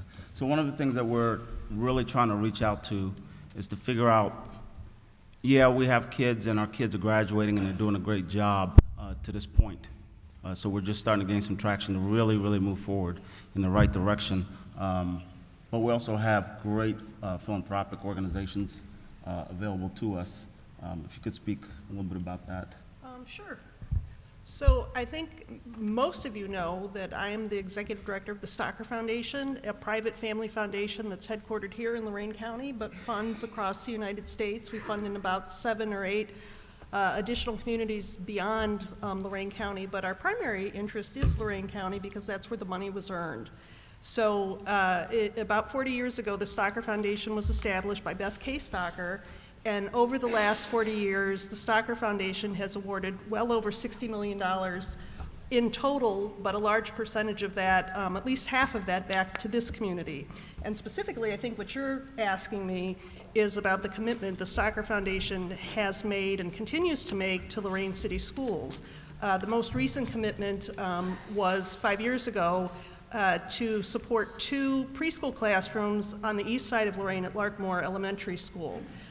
We provided the paras, the teachers, all the materials for the classrooms, everything that was needed to have a successful go for those kids. And those 2 classrooms, I think, are doing very, very well still. And I think that there's one of the original teachers there, the other left after she had a baby. But those kids are entering kindergarten ready. And we haven't got the final report back yet because the 5 years just ended this school year, but I do believe that that first cohort of children that went through the preschool program actually have maintained growth, and at the end of 3rd grade are reading at least at grade level, if not above grade level. I'm going to take just a small aside to say that it came to my attention today, and if this is more appropriate to say in section 14 or whatever, just let me know and I'll stop. But I was at a panel presentation earlier today, and it was brought to my attention that there was a flyer that was being circulated on Facebook that had my face, Dr. Sampson and Dr. Solis's face, and contact information. You know, that's fine. I think that comes with this volunteer activity that we're all doing. And people are unhappy with the way that maybe we all feel about things or the way that we act or whatever. But the part that is most bothersome to me is the fact that under my name said the Stocker Foundation. And when you think about the commitment and the work that this organization has done, not only for this district but this community, people should be ashamed. And Mrs. Stocker doesn't deserve that. Her family doesn't deserve that. And it's so hurtful to me that anyone would think that that was okay. So if whoever did that, if you're here. Yeah, maybe you should have considered that in taking ladies, the position that you represent the Stocker Company. Yes, there is. Okay, ladies, gentlemen. So. Okay. Can we have security come down, please? So.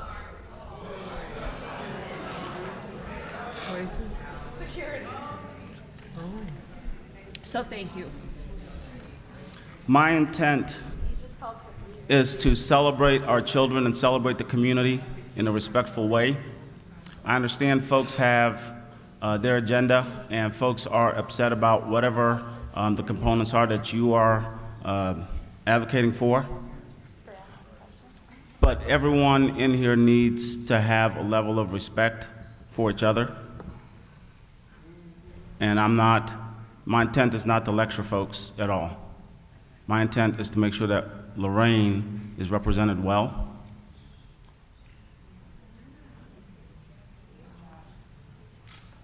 Our profession is one of the greatest professions in the world. We have folks who are not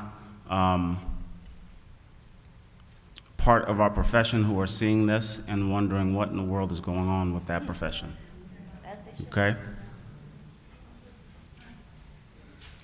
So at this moment, we cannot continue at this pace. Number one, somebody's going to get hurt. Listen to me, there are crazy people out there. We're all civil in here having a rigorous conversation, but we don't know who's out there watching this on Facebook Live or whatever it's on and will come up here because you guys all know that mental health is real. And that's not the folks in this room. I just want to make sure that we're all having a decent conversation, not talking over each other, not yelling from the stands. I understand that we are all heated about something, rightfully so, but let's be civil about it, please. Our kids deserve it. My intent is not to remove adults from a great civic opportunity. That's not my intent. However, I will do my best to keep things as civil as possible. That way people can speak their mind and move forward.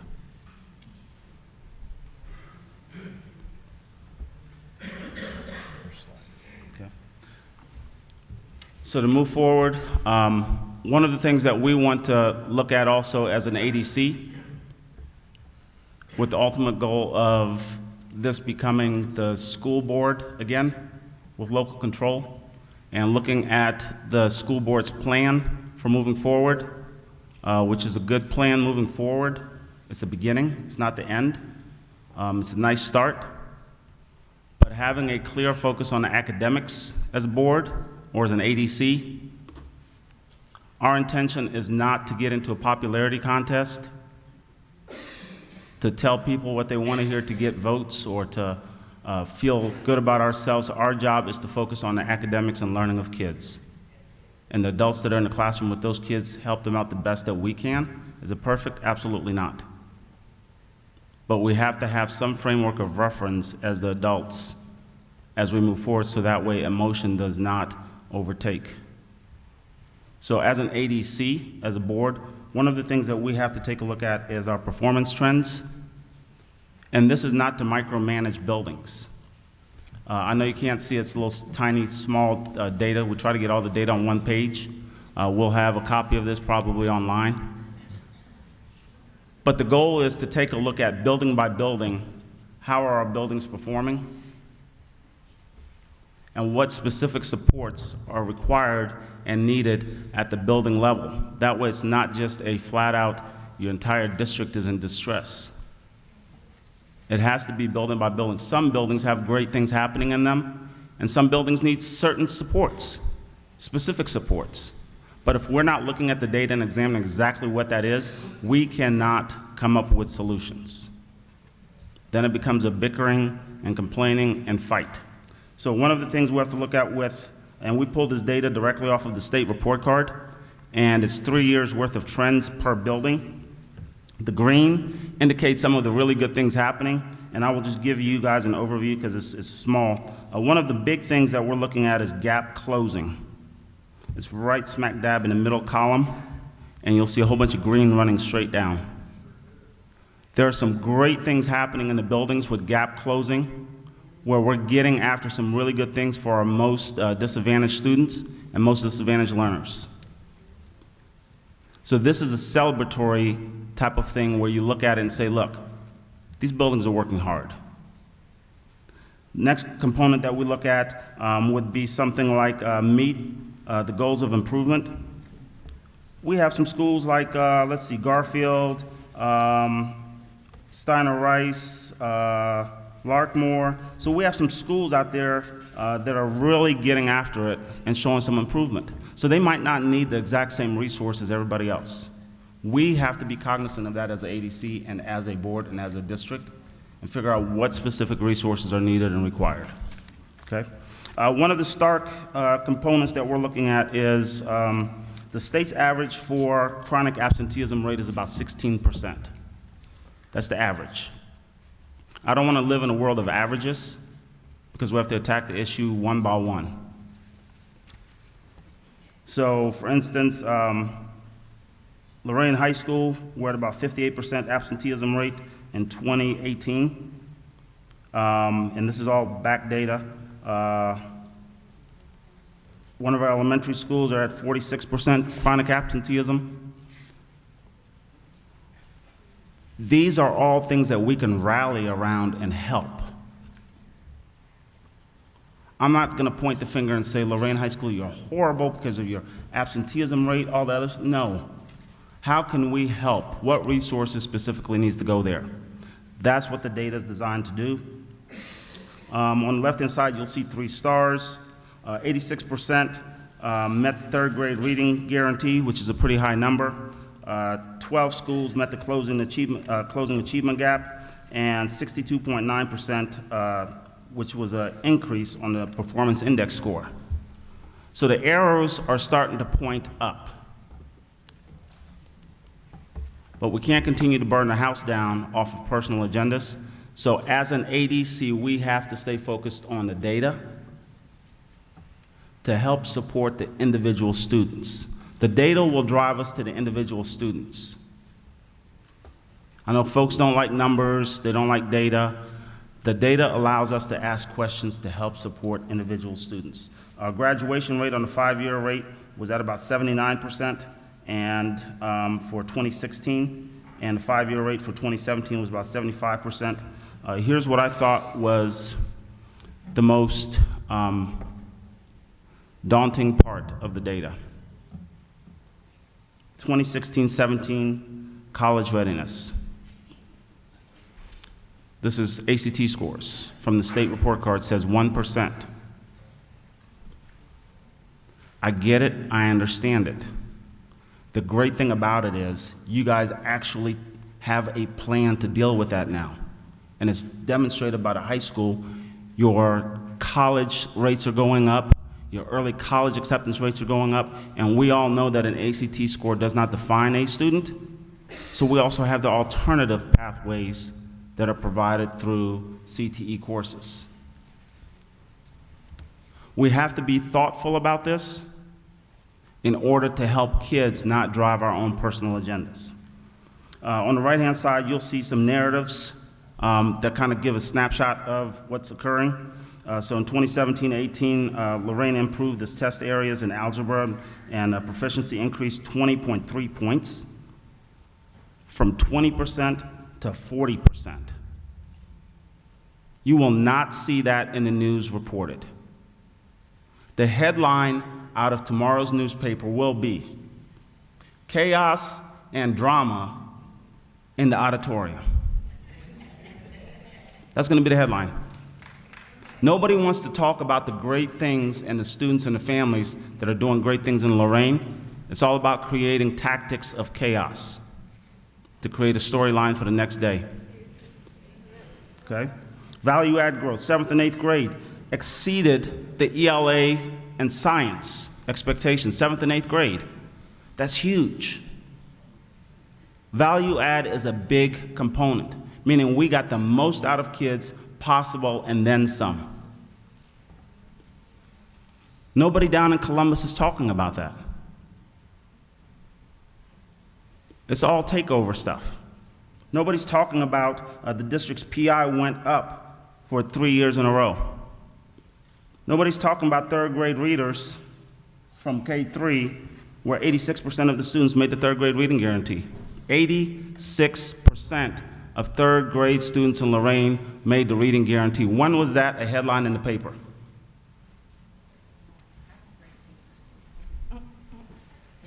Okay?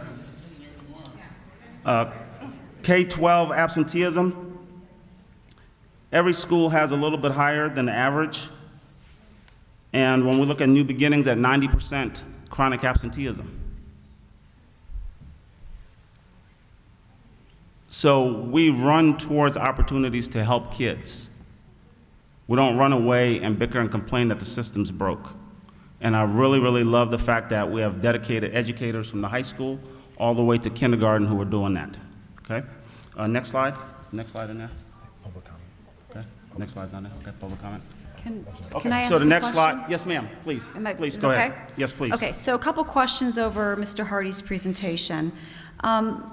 What was the graduation rate this year? With the cohort that graduated, and you look back from when they were freshmen, what was the graduation percent this year? For the class of 2019? Correct.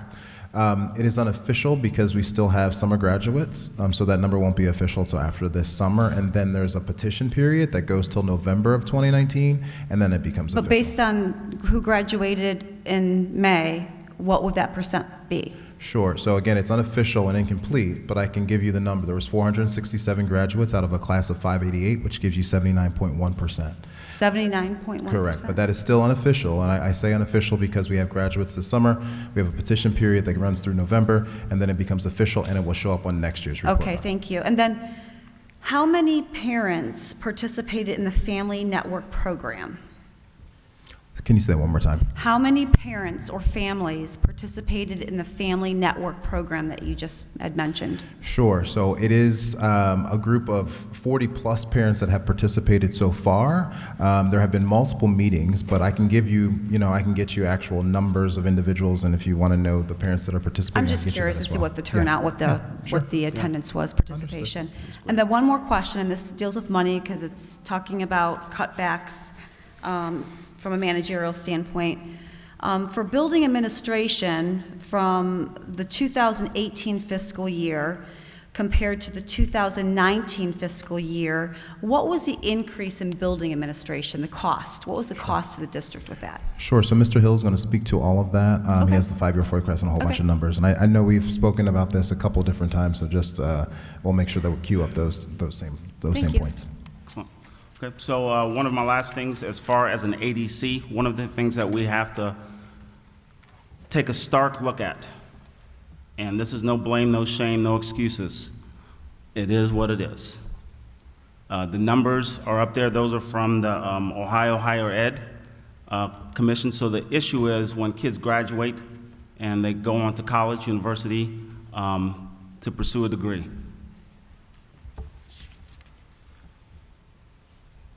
So in 2013, we had about 69% of Lorain students took developmental math or English in college.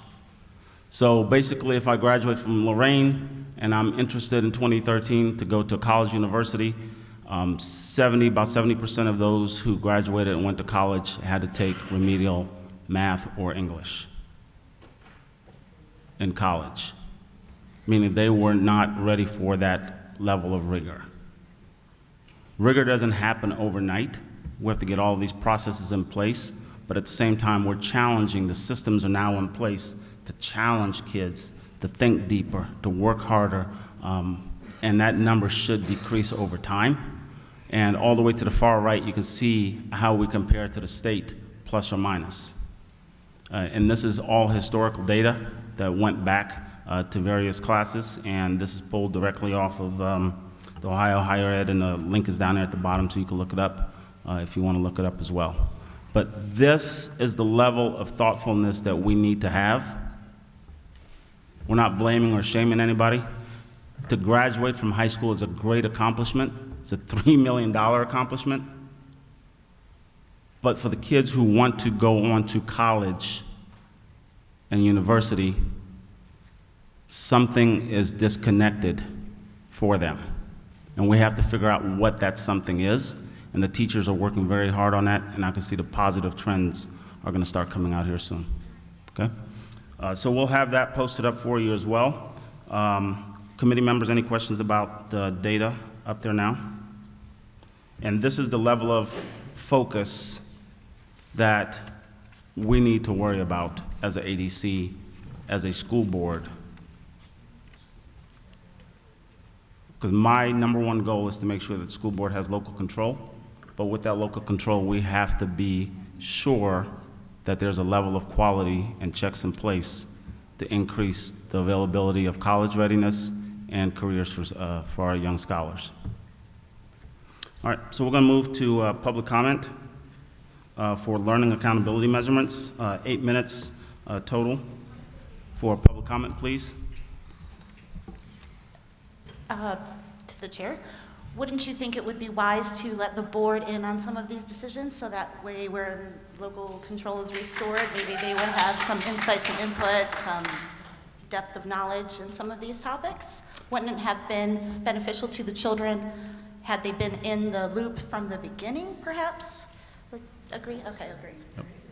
I absolutely agree with you 100% that we should.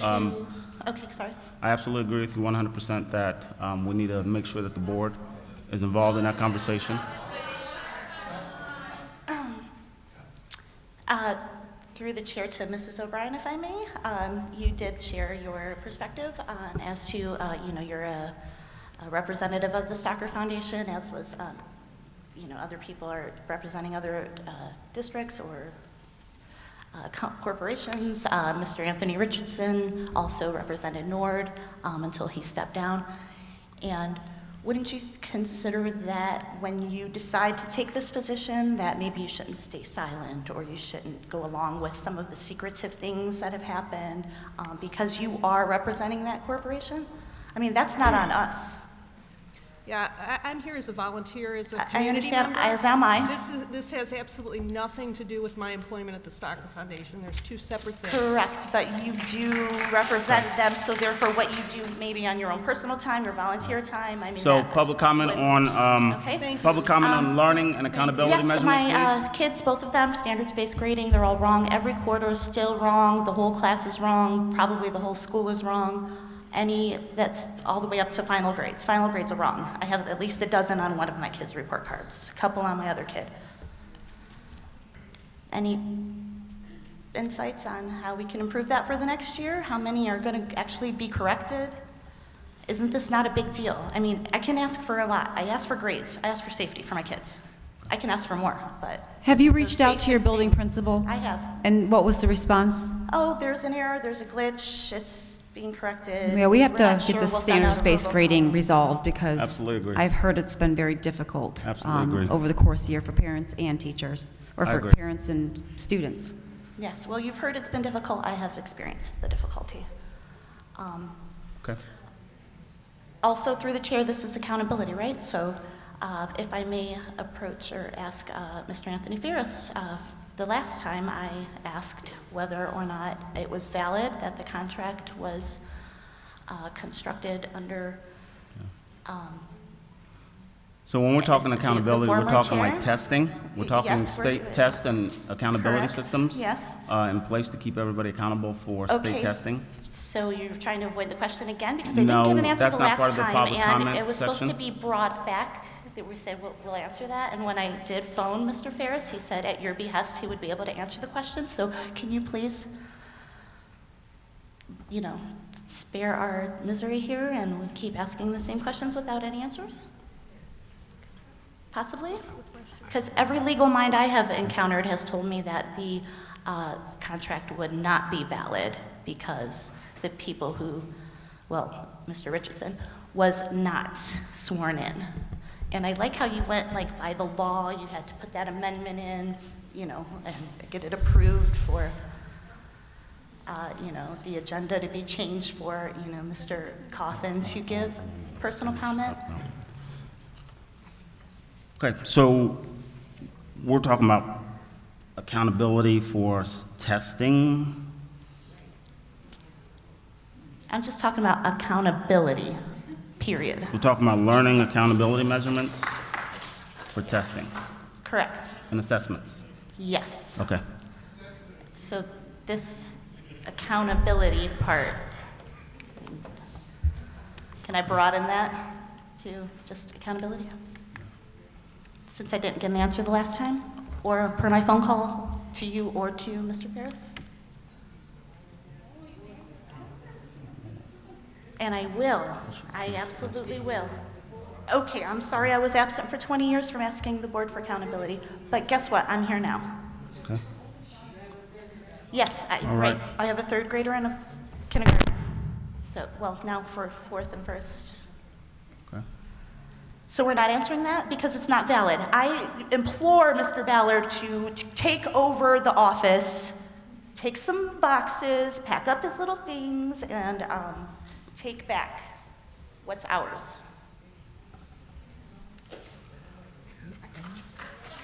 I just have a couple questions on the actual slide. And Yes, first ma'am. of all, I have no personal agenda. My agenda is my 4 girls that are in the district. Absolutely. And the one that is coming in. Absolutely. Will be in a couple years. So that's my agenda Absolutely. to be It here. should be all day So when long. you say that numerous times, we're not here for personal agenda. We're here to do right for the kids. Some people don't even have kids in the district. Okay. First of all, and your NWA test, because my kids are all younger, so you showed the scores from the spring 17-18. If you could, I know you can't go back to the slide, but the scores were pretty high. They went down. When they went down for this year, that's when you got rid of all of our principals, administration that were there, and you hired many more administrators. Shouldn't the scores have gone up? You actually hired someone to deal with academics. Or the scores went down from that on NWA. Could you answer as to why you think? You got rid of the administrators because they weren't doing their job. You put in new administrators, lots of extra administrators, and the scores went down. Mr. Chair. Can you pause it, because I have another thing while he answers. Thank you. So and without the slide coming back up, You so have that, it in front of you, I think, don't you? That you could, right, I was just trying to make sure the audience was able to see it as well. she's putting it up, perfect. Okay, great. So in the slide, you'll see, and it's the same on the math and the reading slide, you'll see the spring is going to be higher than the fall of the following year for a few different reasons. No, it's the spring and the spring is lower. 41 and 38. So that was after you got rid of administrators that you said were not doing their jobs but were qualified, actually had administrators' licenses. The score went down when you moved around, hired new administrators, lots of new administrators that have temporary, I mean, you even, one of them is the dean of academics. I mean, our score should have went up because I was told at my school that they really worked with the kids. That was their job. Shouldn't the scores have gone up? I mean, that's just, as a teacher myself, logic, that's logic. Sure. So, I mean, do you have an answer to that? Yeah. So because I know something about the NWA stuff.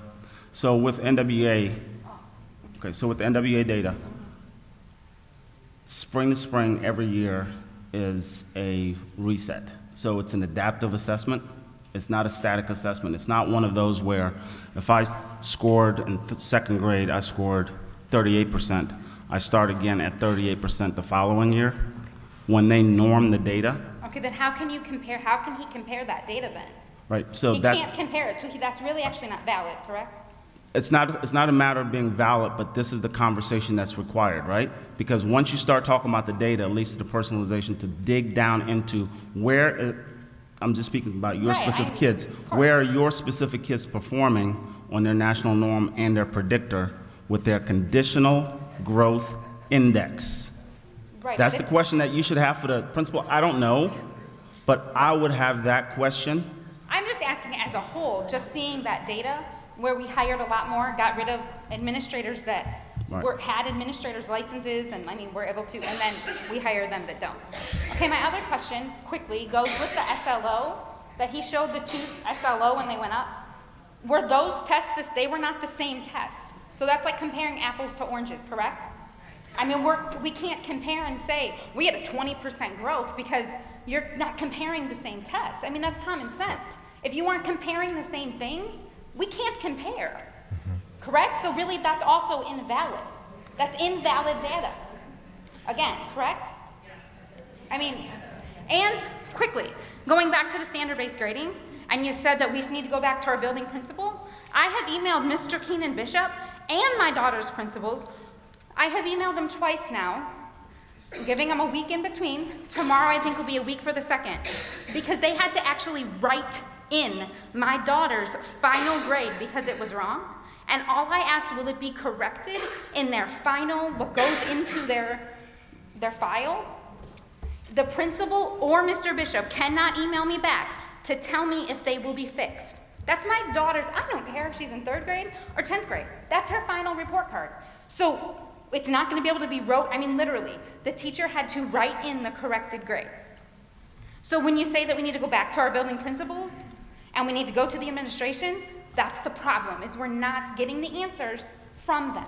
I shouldn't have to wait 2 weeks to get an answer about my daughter's final report card. So, no answer to that. Thank you. Thank you. Okay. All right, 2 minutes. Mrs. O'Brien, no disrespect, but everybody's group that they were affiliated with was on that. I know. So it wasn't to single out anyone, and Can you explain to everyone when you say everyone, just so that we have context? The three ADC And members. we don't even really need to talk about it anymore, other than I would just ask that you take it down. And it's just ridiculous, and it's childish. To answer your question, it's the 3 ADC members. Yes, I understand. I get the gist Oh, of what you were doing. I was answering Dr. Sampson's question. It's the 3 ADC members that refused to answer parents' emails. So it was those 3 people that were on there. Anytime that we've had a question. And I believe Mrs. Rossi is here, and I think if she were to stand up, she would tell you that we've communicated with her. Well, I don't know about Ms. Rossi, but I know I have sent emails, and they have. Daily. About twice a week. You're not concerned with the things that I'm sending? They're facts, they're not opinion. You know, I'm going to ask you, because I do have things to say, but I think under Section 14. Section 14, okay. So learning and accountability? I'm not trying to be snarky towards you, but I think it probably would be better there. Okay. Learning and accountability, please. Okay, so to address the decreased number of funds, Dr. Sampson, ready? To address the decreased funds spent on administrator substitutes, we have 3 administrators now in every building and 15 at the high school. So I'm guessing if one person isn't there, there might not need to be a substitute because we're already paying 2 others for the building. Okay. Curriculum, there's always conversations about curriculum, but when is the curriculum going to be purchased? Suspension rates are lower, but the behaviors are not being addressed. A kid brought a knife to school and received 5 days suspension, and parents were not notified that the knife was brought to school. Okay. Chronic absenteeism rate, what have we done in the last 2 years to address that and to figure out why our kids aren't coming to school and how we can get them here? Okay. Family Action Network, I have emails, Ms. Brass is here. There might be 10, 15 people, and most of them are district people. Okay, thank you. All right, we're going to move on to the next item on the agenda, culture and climate, as it relates to professional learning and plans coming forward with summer PD and teachers being able to lead some of the development as well. Yes, Mr. Hardy? Thank you, Mr. Chair. I appreciate the time to talk about this, and normally when you think of culture and climate, you think about things specifically to the school, but I think there's also another question around culture. How do we create the culture necessary for teachers and leaders to be successful with kids? So I start first and foremost to just go back to revisit how we're approaching this upcoming year to address a lot of the cultural shifts that we need to make. As you all might have seen at a previous town hall, we actually spent some time identifying our priority. So first we identified the actual school progress, sent out surveys and had small group sessions throughout the course of the winter, identified the priority for the following year in January, and then obviously responded back to the community through a town hall in March and April to really think through, is this the right priority for next year?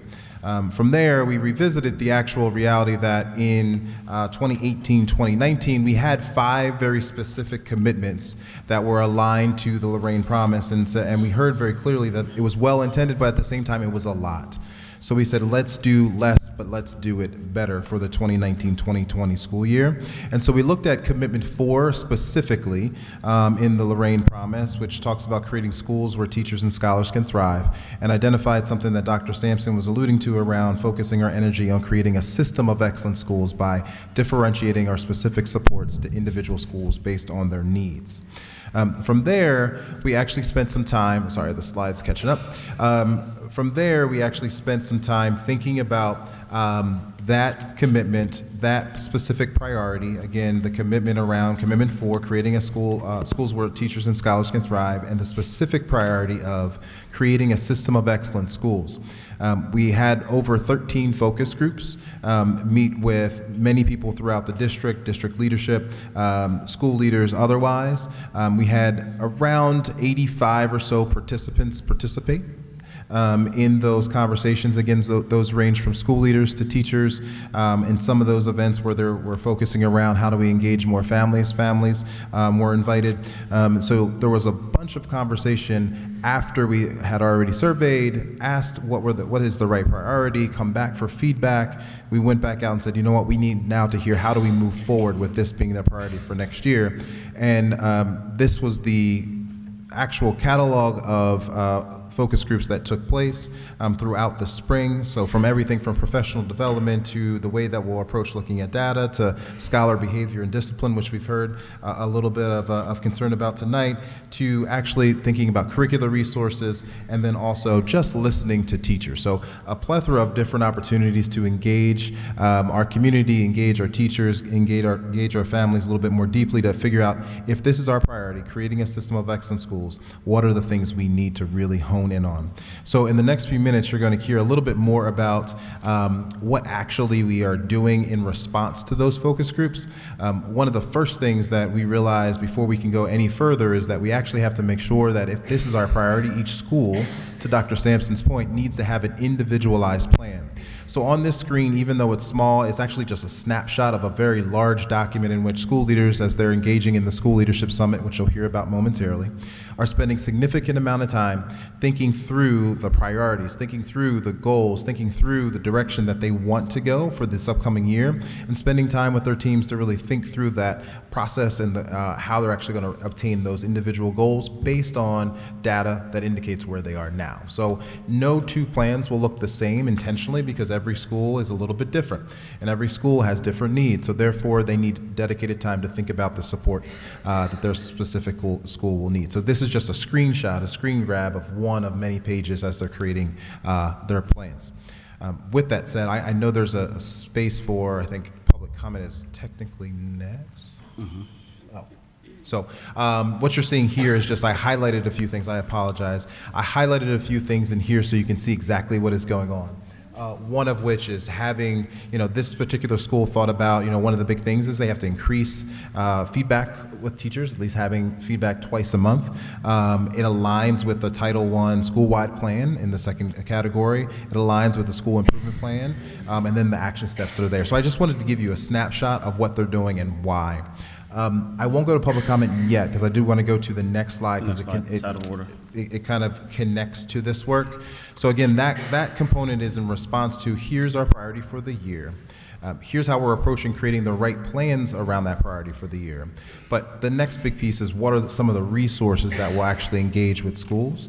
And the big question came up around curriculum adoption and the process in which we did to identify those actual resources in our schools. Mr. Bishop is going to speak a little bit to that process, and actually what he did for many different areas in which he pulled together to get the right recommendations. And then in a few minutes, you'll actually see our trajectory over the next 3 years to address the curricular resource needs. In large part, we realize we would like to purchase resources for all grades next year. The cost is just too cost prohibitive. However, we understand that we need to start somewhere, and so we're spending some time in targeted areas. Again, Mr. Bishop will speak to what we actually are selecting or looking to select, and then walk through an example of the process in which how we arrived at the curricular resource that we're actually looking to purchase in just one area, so you don't have to hear all of them. So Mr. Bishop, if you could come up just for a minute or two to explain the process for curricular resources. Public comment will come after this. It was just an out of order slide.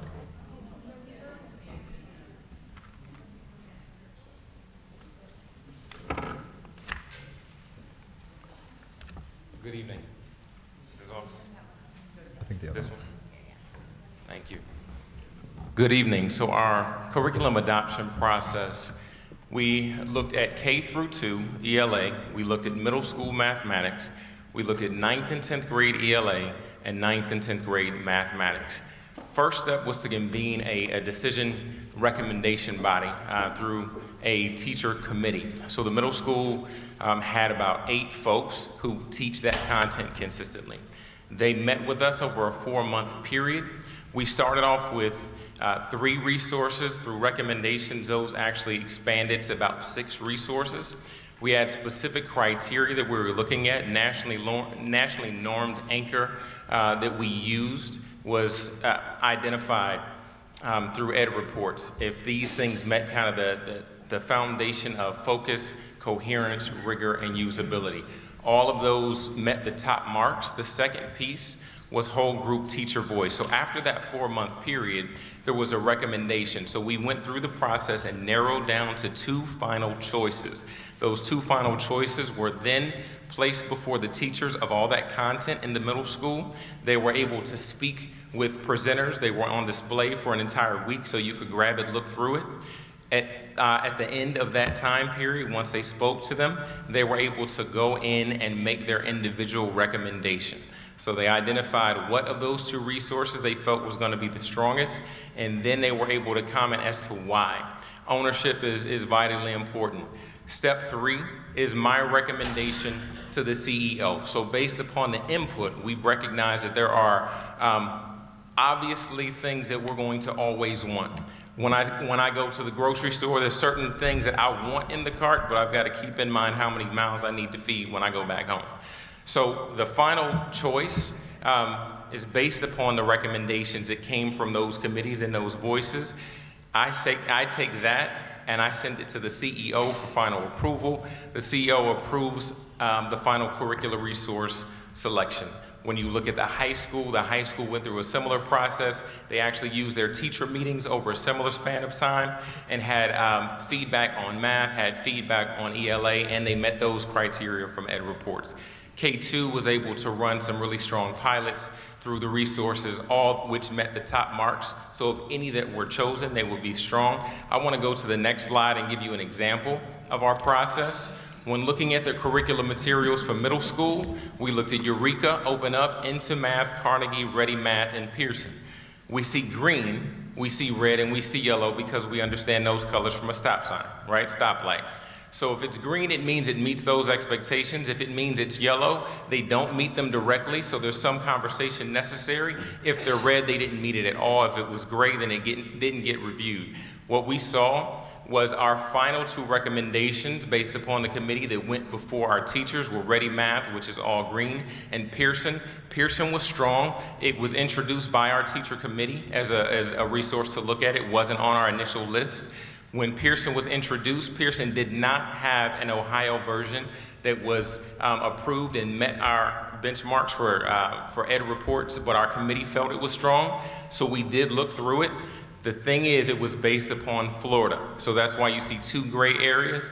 Ready Math and Pearson went before the teachers. The teachers were able to make their recommendations, and then those fed back to me and the committee. So this is just an overview of the process that we undertook for about 4 months. Do we have questions? This next slide just speaks to what we're looking to adopt. So we're doing 4 adoptions in this first year, 1920, which is a strong undertaking because the easy part is the selection. Even though we spent 4 months and got the voice, you want to make sure your implementation is strong. So we have 2021, where we're looking to go to 3rd through 5th grade and 6th through 8th grade. Some considerations around ELA, and 11th and 12th grade, we want to consider the ELA and math again. In 21 and 22, we're looking at math for 3 to 5, and we're looking at science and social studies, 6 through 8, 9 and 10, and then 11 and 12. So we understand there's a need to make adjustments. We want to do them well. We do not want to enter into it unadvisedly, and so we do this with the right partnerships, the right communication, so we can have a strong resource. So when it's actually adopted, when things get to be tough in October and February, and we tend to want to resort back to the things that we're comfortable with, we'll stick with that resource and we won't put it on the shelf, and we'll use it in a strong fashion. What questions do we have? So you're looking at Ready Math and Pearson are the 2 components, correct? Did you guys Yes, settle on? those are the 2 final. Yep. Okay. And when do you settle on one? So we have all of the information at this point. The settling is really just making the final approval, right? And so those considerations, we've already been in conversations around the financial cost, the professional development cost, and the implementation support, right? So we know what the teacher recommendation is, which we feel is strong, but we're just kind of finalizing those dotting those I's and crossing those T's. So really any time now. Okay. Yep. And so Florida, if my memory serves me well, Florida was a park state and then switched to air a year or 2 ago or something like that. Okay. Okay. And so Ohio's in the same boat. So Ohio's been with air for about 3 years now. And Florida, the grade components, you're telling me Pearson does not have alignment with Ohio assessments? What we reviewed had not been evaluated by the national anchor ed reports. So we had the opportunity to look at Florida's version, which was highly rated, okay, by ed reports. That's that national norm. They're the only group actually that has that marking, right, to be of high quality. But when we looked into the resource, one of the things around usability is there are no Ohio codes for the standards. Correct. And that is an unnecessary burden when you're trying to plan a lesson, right? Correct. To try and figure out what standard code this is, and we needed to make sure the usability met that criteria. Okay. Yep. So you're looking at more of the process of measuring twice and cutting once, because once you make this kind of choice, you can't flip on it 3 months from now and say, yes, more than we thought it would be, correct? Yeah, I think that's a great example, and I think what my grandparents, talked about was when there's something that you want to purchase and you're at the store, you make sure you think about going home. And if you left your wallet before debit cards on like good stuff at home, and you're willing to go back and pick it up and then drive back and get it, that means you're really committed, right? So we've got to be very cognizant, right, before making those purchases. Okay. Yep. And how much time was spent with teachers to go over this? Can you recap that again, please? Yeah, so it was a 4-month period. 4 months, okay. Yep. And when you define go over, what does that entail? Can you explain what that implementation process was for teachers? Let's go back to the slide. I'm sorry, I might have missed something. I stepped out. Yep, it's okay. So if we go back to the green slide, so the text is small, but the first non-negotiable is focus, coherence, and rigor. So when you look at mathematics, you've got to make sure that you're focused on the right things, that they build on the major work of the grade from K all the way up to 12, and you've got to look at the aspects of rigor. So there are 3 aspects of rigor. So you've got to make sure that this is addressing not just the procedural aspect that we were taught growing up, but you've got to make sure you understand the conceptual part. Why does this math work, and can you explain it? You've got to make sure you address the fluency.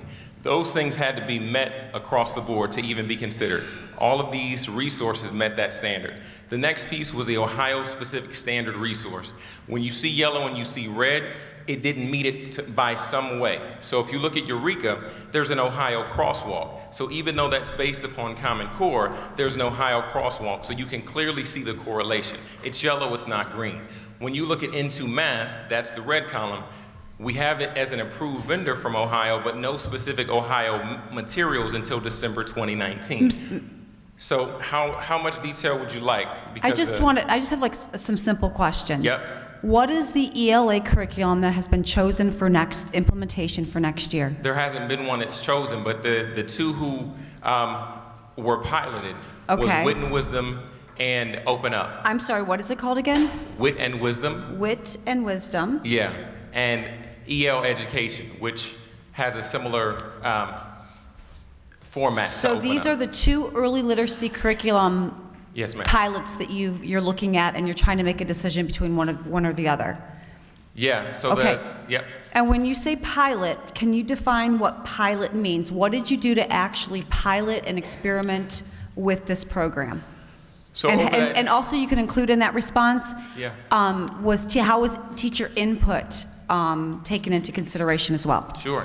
Yeah, our early childhood director is phenomenal. So Scott actually has a team who he's worked with for more than a year, who's made several decisions around our pre-K and our early childhood work. That same team was able to reconvene. They were able to look at the criteria around what it means to have a quality resource. They were able to look at the ed reports and make a determination first as to what the pilot should be. Teachers were then allowed to decide who wanted to pilot what. They were then, those resources were purchased for them. They were able to utilize it in their normal context. They were able to do at least a full unit, if not more than that, in their daily practice. They were able to come back and report out within that committee the effectiveness, and they were also able to make their selection as to what they felt was the strongest. We wanted to protect our teachers from feeling from feeling like they may have external pressure. So they were able to evaluate completely on a rubric, and then the final decision we own. Okay, so what is the duration of a unit? I can't tell you without going into that, but I can certainly send you the email. Units in most resources are going to be around 4 weeks, but it can be longer than that, it can be shorter than that, depending on the actual resource. And how many teachers participated? I can get that number to you as well, but the committee was open up to as many teachers as wanted to participate at the K2 level. This So is a all K2 teachers question. at K2 were given the opportunity to pilot this curriculum? All teachers at K2 were invited to the committee, yes. I was on the committee. Would you like me to speak? Yes. So when we have public comment, you can do so, please. I'm sorry? When we have public comment, you can speak on that. Sure. Thank you. Thank you, we appreciate it. Thank you, appreciate it. Okay. Any other questions from No, ADC? public comment, I'm done. Thank you very much. Thank you. All right, thank you so much. Mr. Hardy, is that it from your team? That is it for now. Okay. All right, so at this juncture, we're going to have public comment regarding the professional learning experiences that teachers are involved in and curriculum components that are part of the culture and climate. Okay, culture and climate, perfect. I appreciate you allowing me the opportunity to comment on the climate. So far this year, just to be clear, it has been an abysmal work climate for teachers. All right, teachers have endured intimidation, retaliation, and threats. Since your last meeting on March 19th, I'd just like to point out a couple incidents. On April 10th, 3 teachers were given a letter that said that they're being recommended to be non-renewed for next year. There were no reasons given to those teachers, no discussion with them, just simply a letter. With a policy that was just adopted on April 10th that they could follow to learn the reasons. These folks had to go home to their families. They had to tell them that they will not have a job next year, most likely, with no reason. Explain why they wouldn't have benefits and health care. It has been since April 10th, and I can tell you that I know they have not been given a distinct reason for them not being rehired. 2 of them are not going to be with us next year. That was followed by, on May 21st and 22nd, 3 more teachers were given given a letter that they were going to be non-renewed. All right, and their only common piece to them was they were all building representatives for the union in their buildings. Now, I personally think that kind of conduct is egregious. And I know that you, Dr. Sampson, also believe so. Because at the last academic distress meeting, I believe it was in order to justify the CEO having an evaluation before anybody was to make any decision on him. These were your comments, and for those who want to check them out, they're at 2 hours and 33 minutes into the last meeting. You said, if we hire a teacher and arbitrarily gave that teacher up or down right now at the end of the school year, and the teacher has to go home and speak to their family about that situation, that would be egregious. There is no way possible we can evaluate a teacher without criteria and come in on a whim. I'm in agreement with you. Being a science teacher and not an English teacher, I checked. What does egregious mean according to Webster? It refers to actions or behaviors that are staggeringly bad or obviously wrong beyond any reasonable degree. The term is commonly used to describe conduct of a person. You know, I'm a believer in the golden rule, which says, do unto others as you would have them do unto you. And if we want to improve the climate for the teachers, I think it would be a big step to allow this commission to weigh in on the future of our current CEO. And in light of the fact that evaluations were not used for these 6 teachers that had to go home to their families and explain this, I see no reason why this group right here cannot, without evaluation, they can make a decision on the future of the CEO. And I would hope to improve the climate for the teachers that you guys would seriously consider that. Thank you.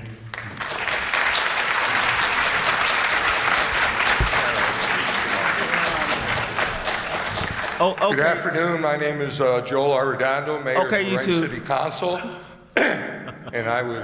and I would like to thank you, Mr. Sampson, for your words that your goal is to restore local control. Yes, sir. As the mayor and the previous council president for 12 years, yes, I have been engaged in our educational system.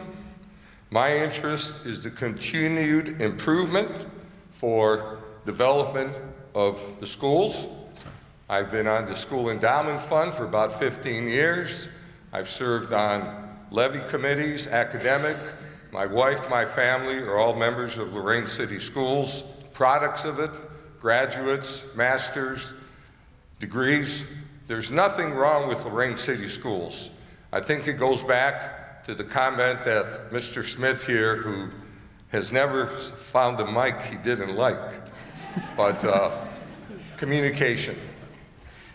As president of council, you have to communicate, and what you mean by communicate is not do the talking, do listening. You have to invite discussion that maybe is not your point of view, but I've learned over the years, a lot of good ideas come from not only the citizens, in this case I would say the teachers, the parents. You have to have that community involvement. I was very disappointed to hear that we have 40 families in this family program. Out of how many families do we have within our school system? I'm a volunteer. Last 5 superintendents, everybody comes in with a game plan. Our most recent one, Mr. Hardy, and I spoke to him. I would volunteer. I come to the meetings. I want to be part of the solution, not part of the problem. And I think that we have to communicate. We have to work forward. We're the adults. Whatever we do, we have to remember we're doing it for the children, for the students, for the kids. So keep that in mind. Thank you. Thank you. Mr. Mayor is a graduate of Admiral King High School, by the way. You could tell that from his speech. You know what they say, you can always tell an Admiral King grad, but you can't tell him much. Jokes aside, last time I'm speaking tonight, Winston Churchill once said, the further you look back, the further you're able to look into the future. Looking back, every health person, anyone who's practicing medicine, has to take the Hippocratic Oath. Hippocrates once said, it's more important to know about the person the disease has than it is to know about the disease the person has. So let's go back, and I am sure some of our teachers on the commission will remember a wonderful program that really worked. It was called Homeschool Liaison. Thank you. Teachers went into the home, saw the living conditions, saw what kids needed. Guess what? Attendance improved. And another program we had with the Lorain County Prosecutor's Office. There was one individual, I can't remember his name, but I worked with him a lot as a guardian ad litem. When kids were having problems in school, he went into the home as a representative, not of Lorain schools, but as a representative of the Lorain County prosecutor, and told the parents right out, this continues, you're going to be in court. Go back to some of those programs. Go back and read a book called Leave No Child Behind by Dr. James Comer. Read about the Comer method that he developed with Yale. It's specifically good for districts like Lorain with a high percentage of poverty. Poverty. Poverty. What would you do if you were a school principal and one of your kids came in and was threatening suicide? That's what our teachers and principals deal with every day. In other districts, a teacher can begin teaching in Avon Lake, or Avon, when the bell rings. But in Lorain, a good teacher first has to make sure the kids have been fed, that they're safe, that they have warm clothing. Am I right, teachers? And then, when that's all settled, maybe we can begin teaching. Unless you cure those problems and learn more about our students, between 2001 and present day, there have been 6 superintendents of Lorain City Schools, each one with a game plan. And by the time the teachers, the students, and the parents got used to one game plan, it changed. Diane? You have a question? I was just going to get in to ask a question before we went to the next. But continue on, Mr. Smith. I'm sorry. Let me talk about this young lady. No. In 2010, the board voted to merge high schools. And everybody moved from Southview to the Admiral King building. And 2 years later, we changed our mind and decided we were going to build this building on the Admiral King site and moved everybody back to Southview. And you know what? There were no problems. There were no stories in the paper. And much of the credit is due to that young lady who was the principal. Thank you, Jim. Appreciate that. And I told her, well, she won't remember this. It was when she became principal of Lorain High. She doesn't know how much she improved her job application. My skill set? Now she could say, even though I'm from Amherst, I'm the principal of Lorain High School. Exciting times and lifelong So, memories for sure. Here's a question. That's the Here's time. something else to do. When you measure graduation rates, measure another thing that they're not measuring. Measure the number of students that were in Lorain City Schools and through the 8th grade. Because if you look at the records, you will find that traditionally, student enrollment between the 8th grade and the 9th grade goes up about 200 to 250 students. Why? I don't know about this. Maybe because there's only 2 high schools in the city of Lorain. Us and Horizon Science. So if you've gone to a charter or a parochial school through the 8th grade, you don't have a lot of choice for the 9th. So if we measured the kids that were in the 8th grade in 1 year that graduated 4 years later, you might find there's a higher graduation rate. Okay. All right. Thank you, So, Mr. Smith. Thank you. Much appreciated. All right, on to the next agenda item. I think we have one more Oh, public sorry. comment. I didn't see you. Sorry about It's that. important. And then I'd like to kind Go of ahead. piggyback too on some other issues. I was on the pilot committee for the EL K-2. The timeline was, we met on March 23rd, a day before spring break, that Thursday. It was a committee of 12 teachers. We were chosen by the principal of your building. So we didn't get to choose to be on the committee. We asked for the curriculum. It was told that we would be piloting Wit and Wisdom and EL education. It was chosen by Mr. Dieter, Dr. Brown, Mr. Keenan Bishop, and I don't know who the other person was. I don't know if it was Arliss, Prass, or who, but it was not chosen by the teachers. I recommended that that was going to be a problem because the teachers didn't have input on what was chosen. April 11th, we met again, still no materials. We didn't have anything to pilot. And what date was that? April 11th. Finally, our information on April 18th, a purchase order was sent to EL Education to get the materials to pilot.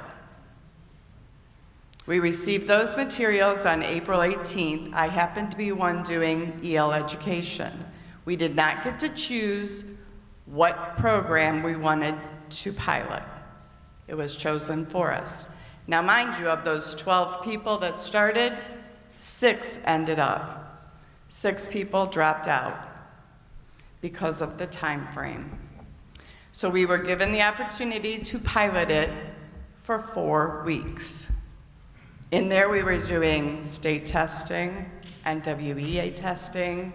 The worst possible time. Yeah, I mean, we have field days, we have district field trips. We begged and asked that we do this pilot at the beginning of the next year.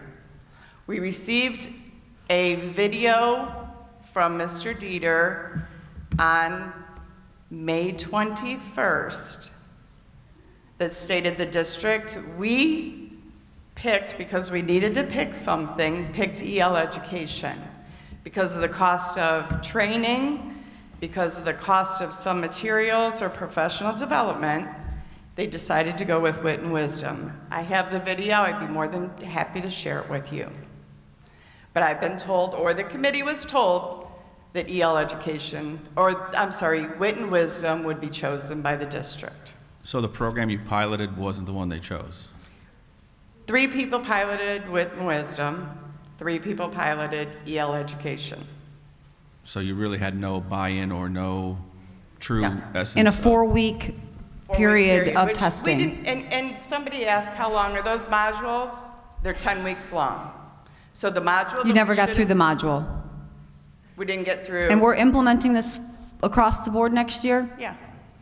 How much, well, I'll ask Josh maybe how much money we're spending on this, just to make sure that we're making the right decision. And I don't have an issue having a new curriculum. However, we didn't give enough time for it. You don't pilot something in 4 weeks and say that's what we're going to get. Okay. Thank you. Thank you. Okay. Mr. Chair? All right, so we're going to move into school funding. Mr. Chair, and some I had updates. a comment about the last section. Okay. So I want to go back, because this is just something You that said personally. the last section, can you clarify? so they know Well, you're what talking we've about? just been talking about. Culture So and not going climate? back before, yes, culture Okay. and climate. I am a person, as a 24-year educator, I believe in holding, having high-quality accountability for anybody in any position. I also believe in compassionate leadership, and I really need to understand how those non-renewals, why it was decided to handle those non-renewals in the manner in which they were handled. From the information that I have received, the people that were given non-renewals had an outstanding record. One person had a skilled rating, they were being recommended for tenure. I just need an explanation from Mr. Hardy as to why those non-renewals were chosen to be given to those people and under what circumstances. There were 6 individuals that were provided a letter that said there was an intent for potential non-renewal. Those 6 individuals were given those letters, 3 of which were the April 10th that Mr. Pickering was speaking to, and 3 others under different circumstances. Of the 6, after review, 4 actually were reinstated, and there was no non-renewal issue. 2 did advance to a personal hearing with myself. Those 2 individuals met with me. We had discussions, and there was decision made at that point. So again, there was a due process that was put into place to ensure that we were making the best decision for the district. However, the question, this sounds like the question was, why was the process played out that way? I think what you heard was part of the story, but there was also a due process that I wanted to make sure you were But I read the letter. I read the letter that these teachers received. And I want to know why those teachers were chosen to get that letter. I know that if someone walked in and gave me that letter, my livelihood would have been threatened immediately. And I just want to understand the idea about why those were chosen. Were they picked to get that letter? Sure. Under what circumstances? I don't know if that's something personnel issue. No, I'm not asking for individuals, just there had to be reasons why that letter was given to those teachers.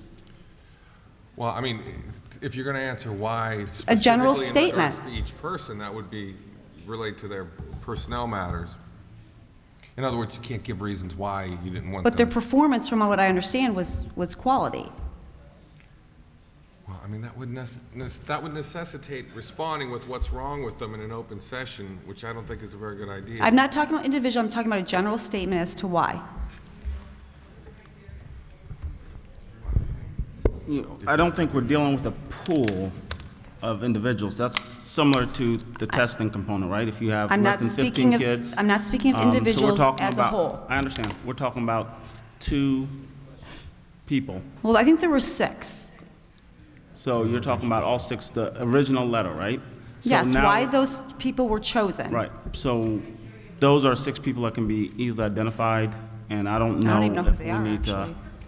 go down that road at this juncture.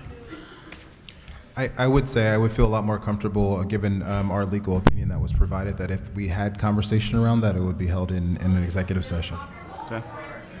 Okay. All right. Thank you. Thank you. Okay, so we're going to move into some school funding updates.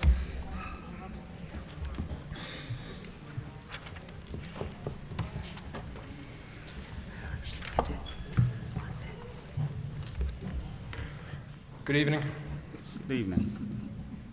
First off, I did supply you guys with a copy of the certificate for the clean audit. I can't recognize my staff enough for the work they do in this. And I know I had spoken in the past about having a history of clean audits. When it comes to this, though, to actually receive the award, it speaks to, so you can still have a clean audit, but you can have recommendations. And so when the audit comes down, there might be, a handful of recommendations. They think, you're doing things by the book, but we would recommend maybe considering this. In order to get this award, it's basically saying everything within my office, they don't even have recommendations. So that's why we get the certificate of the award. So I definitely just want to recognize my staff for that. That's very proud.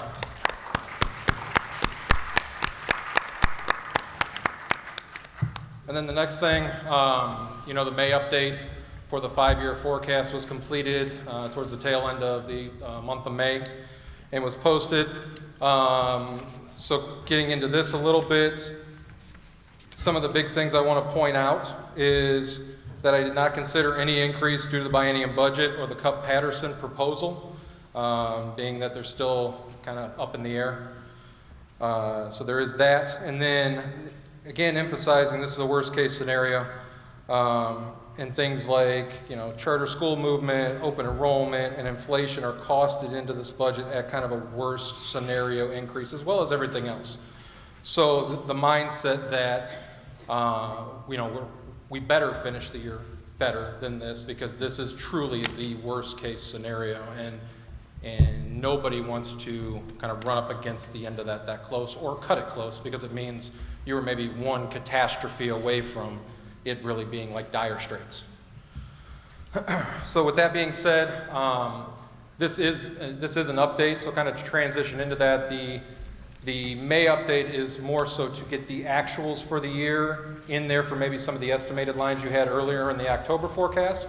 So some of the lines I really want to point out, you can see projected on the screen here. We did see an increase, and I did put the October versus the May, an increase in our general property tax. This is something I had spoke to a little bit in October, that the auditor's office did a revaluation over the summer and had said that they expected an increase. But of course, you know, with my wanting to be very, very cautious, I didn't include any increase in October because I truly wanted to see us realize it first before I included it. That's kind of how I always treat all revenue. So now we did see that bump. You see the number up top there of 17, almost like 17.8 million, bumped up to about 18.6. So we did see a bump in there, in that spot there. And then the next slide.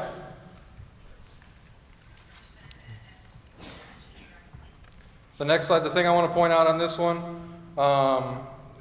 when we're getting into expenditures, is you will see some movement in that salary and benefits line. And we actually had some movement when looking at this due to the fact of the transition to that pool funding. So we had a lot of estimates in there between where the pool was and what was in the pool and what was outside of the pool.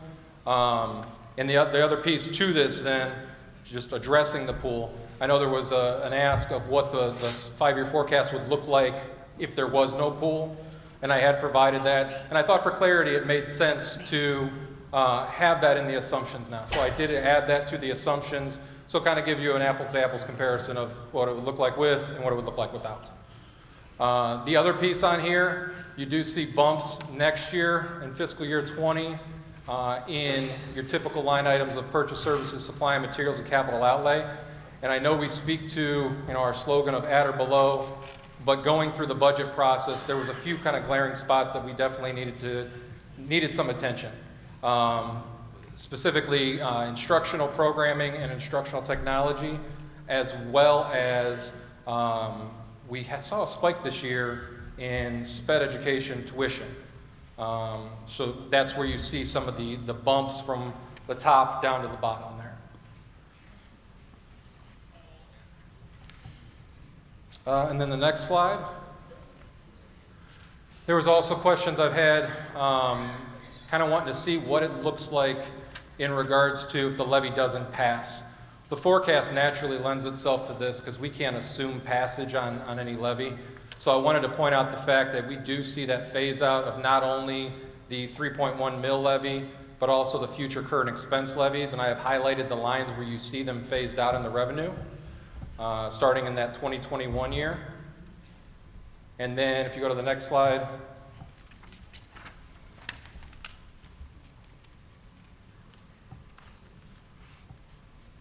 maybe. The next slide there shows where those items are factored back in. So you can see in 2021 and 2022, you have a half-year collection, so that's that 1.7 million, and then you see the 3.4 million realizing that full year lost in 2022. So we have to factor those back in. That's that's just how the forecast, you have to do it that way anyways. But just for clarity, I wanted to, in order for you to get a visible picture of what it's like with or without them, this will show that. So we are showing the deficit without the levy in fiscal year 21 of falling short of about 278,000. With the levy, we're positive into 2021 or 2022. So.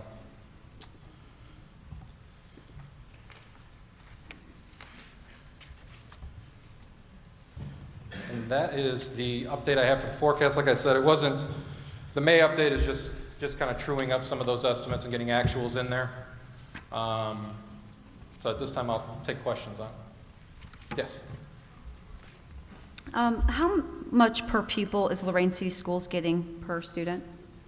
Well, the formula is 6,050. 6,050. I had asked, I got some information as far as decline in high school enrollment. And I've been informed that this time last year, in 2018, there were 2,225 students at Lorain High School. This time, just as of yesterday, in 2019, I was informed the high school enrollment is at 1,888 students with a loss of over 300 kids. Were you aware of that? We have shown a loss of students, that is So correct, if across we the look at district. I that, don't know what the I mean, high if you school look at number is, though. $6,500 times 300 kids, that's almost $2 million in school funding. I mean, are we taking those things into consideration as? We are. That's when I first opened up, I spoke, when we're talking about the enrollments, outside to open that's enrollment. huge. Oh, it's huge. And we saw those kind of spikes in the past, and it slowed down. But between And that's only open one enrollment, building. charter schools, I always assume a very high number, and then we also have a hedge in there just for these purposes, that if we see these mid-year spikes. Okay. And then going back to my question earlier about building administrator, in 2018, what was the total cost for building administrator? I'm talking like LAA, deans, principals. What was the total cost in 218? And what is it now in 2019? Josh, before you answer the question, I just want to clarify some numbers around the actual high school enrollment. And Mrs. Zander, I can actually provide you the data that we have that is up to date to the minute.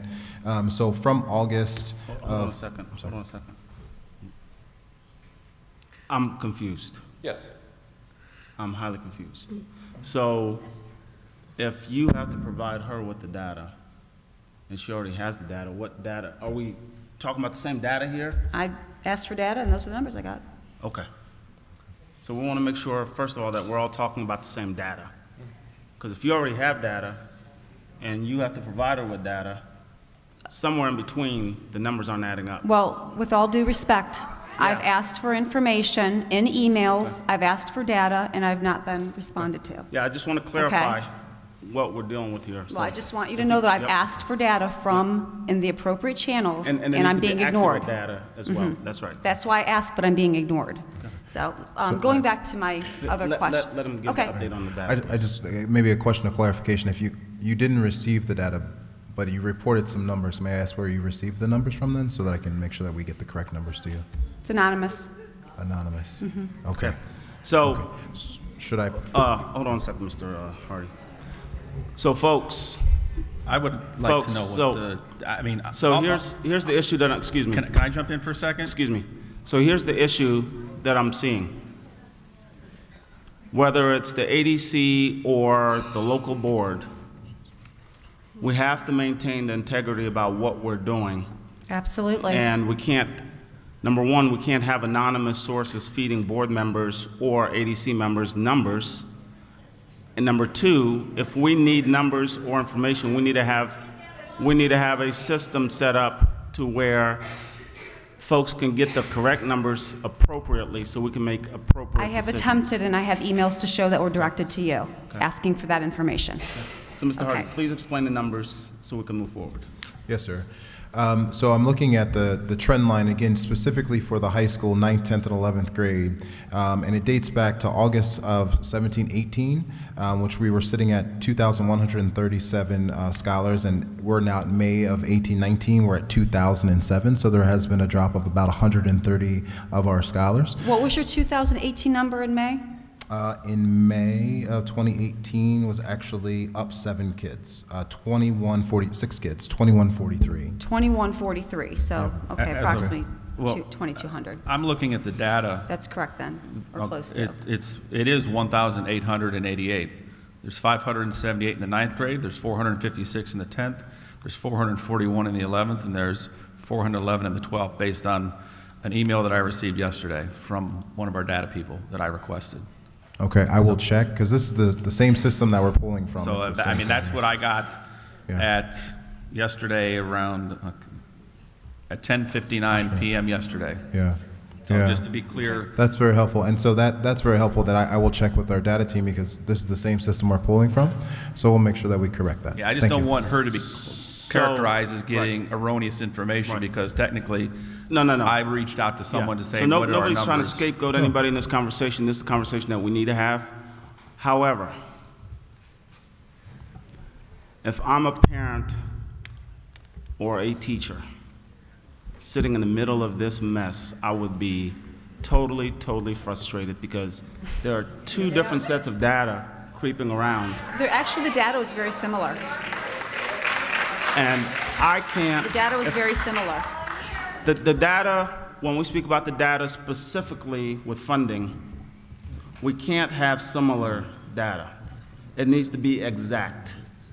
Similar creates audits, which creates discrepancies in funding. We have to have specific, accurate numbers. Correct. Maybe this is not the place or the time to make this correction or adjustment, but in the future, we have to have clarity about what we're talking about. And there also is, so there, obviously, we have the numbers to the date, right now. There's numbers that also are at the state level that could be 30, 60 days behind. I would think from a treasurer standpoint, you're monitoring those every day probably just to see. So going back to the building administration. Can we just finish? I just want to finish up with David's numbers, just to make sure. Oh, I thought he was finished. Just to make sure. Apologize. Are we good with the numbers? Yeah, no, I think it does raise a very valid point when we look at, the transition of our kids, especially at the end of any school year. But I do think, and Mr. Cawthon and Mrs. Ander, to your point, I appreciate the dialogue around this so that we can make sure that those numbers are consistent across all phases. So if there's any additional information, Mrs. Ander, it sounds like you had requested it at some point. Please let me know, and so that we can provide it accurately. I asked for the 3-year enrollment trends. What's the longitudinal data on the ups and downs for enrollment over the course of time? Yep. So there's actually we're losing thousands of kids every year. I mean, what's the data showing us? So there is actually a slide in the PowerPoint regarding that, and so there was, and again, it's a 3-year trend. I don't want to say the number off the top of my head, but I think from 3 years ago to now, I think the shift over time, now granted it has gone up and down, and we noticed at the beginning of years is very different than the end. But over the 3 years, there has been a shift of a total of 12 scholars as far as the total number of kids. Okay, all right. Mrs. Ander, please. For the building administrative salaries, LAA in particular, in 2018, I'd like to know what the number was for LAA and then what the number is compared to 2019. I know the differential. Let me grab the number. Okay.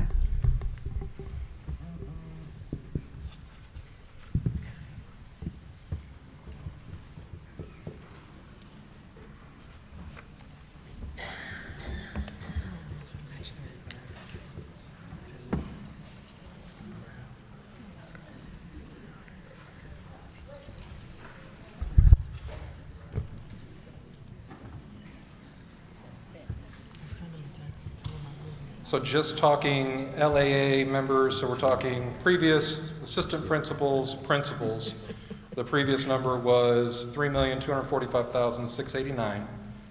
And then the transition to the deans and turnaround principal model was $5,020,359. Okay, so about a $2 million difference. Yeah, about 1.7. Okay. Thank you for that. And then the last, well, I actually have 2 more quick questions, I guess. Technologies and one-to-one laptops. I was given a number that we spent over $1 million on one-to-one laptops for students this coming year, and you can correct me or give me the number on what was spent on students with laptops for this year. Could you give me that number to be exact? I believe the instructional technology number was about $1,093,000 for the year. Now, that's not just one-to-one, that's instruction technology across the district. There's Okay, for laptops, though, one-to-one. That I don't know. Yeah, Okay. I know the number off the top of my head just for instructional technology. Okay, And that would be computers anyway. So we did the one-to-one laptop when I was here, some years ago, and it didn't work. So I'm curious as to see what this current status is of returns on laptops, damages on laptops. Did the district take a loss, and what the plan is moving forward for next year? So 2 things. Yes, there were a number of lost, damaged laptops. Throughout the year, we have actually, recovered some laptops, but not enough to say that we're actually even.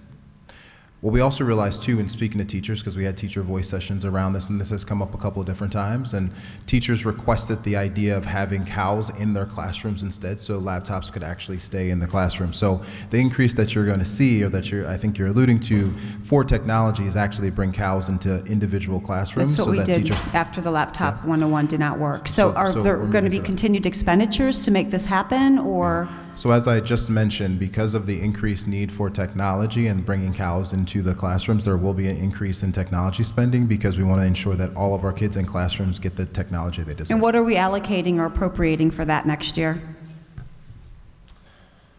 I don't know the exact budget off the top of my head, but that's part of the increase. The increase I spoke of when I said instructional programming and technology, that includes that transition to the And is there a number?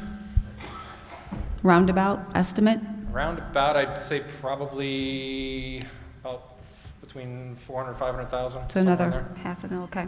And then last question from me is curriculum expenditures. So going back to, I'm just going to use an example, wit and wisdom. Do we have an allocated budget or appropriations for curriculum next year, and what are we looking at spending for curriculum? That I'm getting kind of negative feedback about how it was piloted and what the implementation process may be for next year. So depending on where we're at in, if we do like a multi-year adoption, I will factor that out of the budget, moving forward, so they don't have access to it. But the overall dollar amount is roughly about $500,000 we use for curriculum adoptions each year. Just for wit and wisdom for next year? That I don't know. I have not seen a contract for that. Excuse me? Total. So our current allocation. So 500,000 for all the curriculum going into next year? Textbooks. Textbooks, okay. Yes. Not teacher training, that's not included? No, professional development is completely separate from that. Comes out of Title II. That's it. Thank you. Thank you, Mr. Hill. Thank you, Mr. Hill. You're welcome. Mr. Hardy, if you can give us some of the 2017-18 review updates. Are we on to the public comment? No. Okay. All right, so sorry about that, I'm off the agenda. So we are at public comment on the school funding. I think part of that might have just been answered, but so at the high school level, we researched several different curricula for ELA, and we were told about 2 weeks into our research that we would get a budget at that time to know sort of what we were looking at so that we could be realistic on our choices. And then we continued to research for another month, and we were always told there was no budget, there was no budget, there was no budget. So I guess my question was, what was going to be the ELA budget for the 9th and 10th grade new curriculum at the high school level? And it sounds like maybe it's $500,000 across the district for all the new curriculum, so that's high school ELA, 9th and 10th, and then middle school 6, 7, 8 math, and high school math 9 and 10, and the early literacy. Like, we looked at numbers because we had several people come in from Pearson and HGH and all different vendors, and those numbers don't jive with how expensive curriculum is. So I guess I'd like to know what money is set aside for the ELA curriculum for 9th and 10th grade for the high school for next year. The reason why we didn't put a limit on the high school budget because we wanted to ensure that the high school team had a chance to completely explore what they wanted. We didn't want to limit you. And so from there, we decided that based on what was chosen, we would move some money around. So even though there's an allocated budget for curricular resources, high school has a ton of additional money that comes in through other funding streams. That's why we weren't really concerned with what was going to be brought. We were more concerned in getting the right resources for teachers and kids. Okay, so I think we got some curriculum that we really liked and thought was on target and followed the standards and is easy to work with. So when are we looking at purchasing curriculum, and so that teachers have their time necessary to go through that new curriculum, to get all of this basic training? All of these curriculums now have all of this electronic and media component to them. So that's a lot of trial and error, a lot of playing around, a lot of training. So when are we looking, like realistically, when are we looking at that? So we probably won't get new curriculum for next year. No, there will be new curriculum based on what you selected. There is also an email that will be in your inbox coming from our offices regarding when teachers can, if they wanted just to get a preview over the summer, to talk about the training that's coming up. And we also know that it's not going to be a perfect implementation of all of the resources. We know it will take time for teachers to adjust to it. But what we didn't want to go into the 2019-2020 school year is not having those resources for you. So we're working diligently to make sure those things happen. So who would I direct my questions to find out what curriculum was chosen? Yeah, so just speak to, or send an email to Mr. Bishop. That would be the answer. Okay, thank you.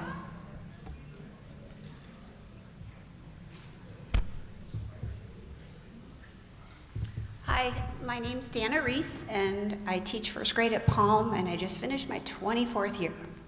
Congratulations. So, as an elementary teacher, my big concern question, and I guess I'm fitting this into the budget section, is we need title services.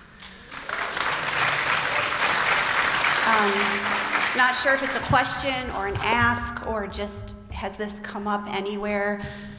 I've been with first, second, third grade teachers or students for 24 years, and this is the first year I have not had title services, and I can just see the difference. The kids need it, they need the pull-out, they need the extra help, and not having any kind of assistance in the classroom. I'm all by myself, no paraprofessionals, nothing, and it's just very, very much needed.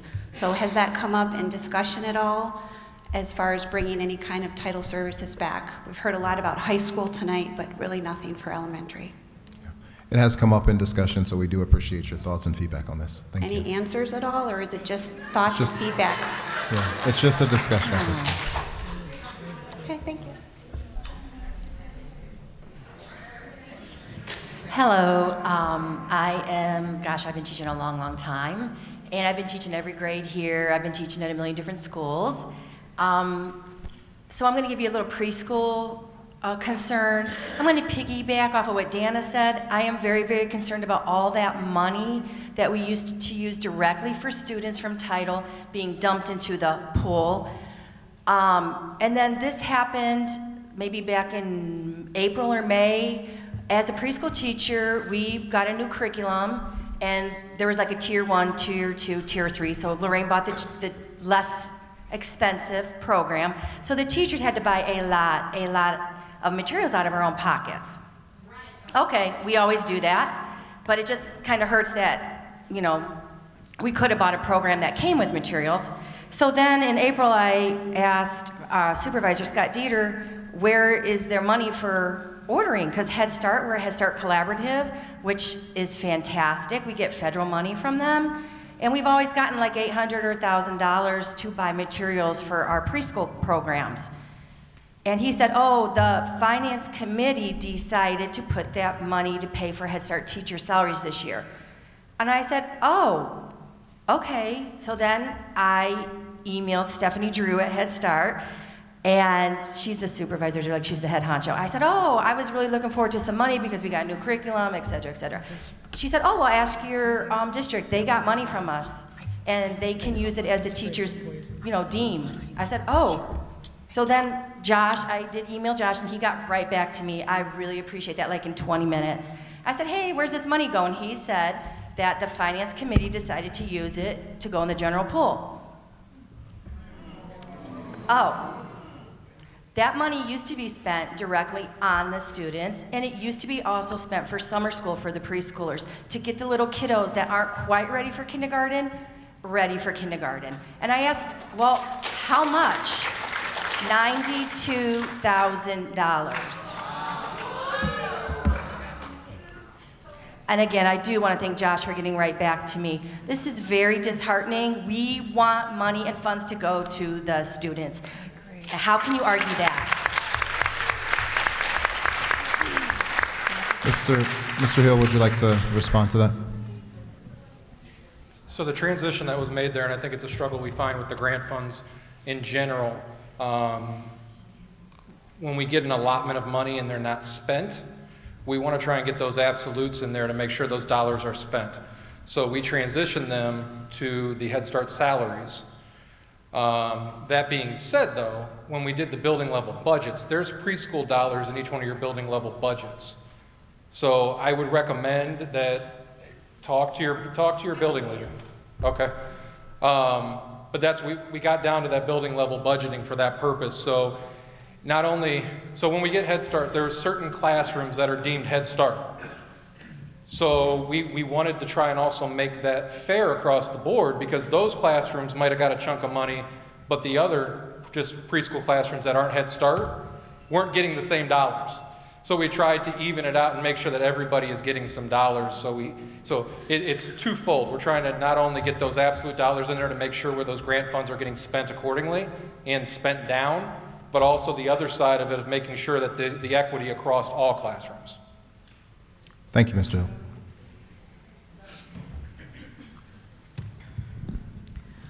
It was brought to our attention that the public records request situation was removed from the treasurer's office. I wanted to know, Josh, if you know how much money is being spent towards Mr. Hardy's personal attorney to process the public records request that you're no longer able to process? And also, is that illegal for that position or that task to be removed from the treasurer's office? Because I thought that it was per Ohio law that the treasurer's office was to process those. Do you wish me to answer? Yeah. There's no public records laws obviously requires that the Mr. Ferris, can you speak to the microphone? Public records law requires the information be provided. There's no prohibition against using a lawyer to help you collect it. It doesn't have to be compiled by the treasurer's office, so there's certainly no problem with using counsel to provide it. All right.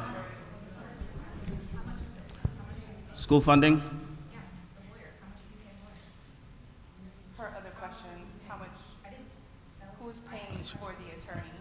How much are we, as our district, paying his lawyer to process the public records request? They don't have to pay for it. I don't know. Well, I'm not asking you, I'm asking you. Are we going to answer the question? Why do you keep looking at him? We'll have to get back to that. Okay. So we'll have to get back to that. Continue.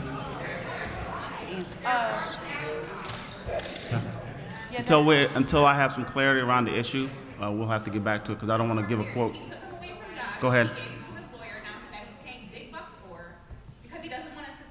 Public comment, please. Can you please have a seat? Can you please have a seat? Okay, can you please have a seat? Okay, can you please have a seat? Can you please have a seat?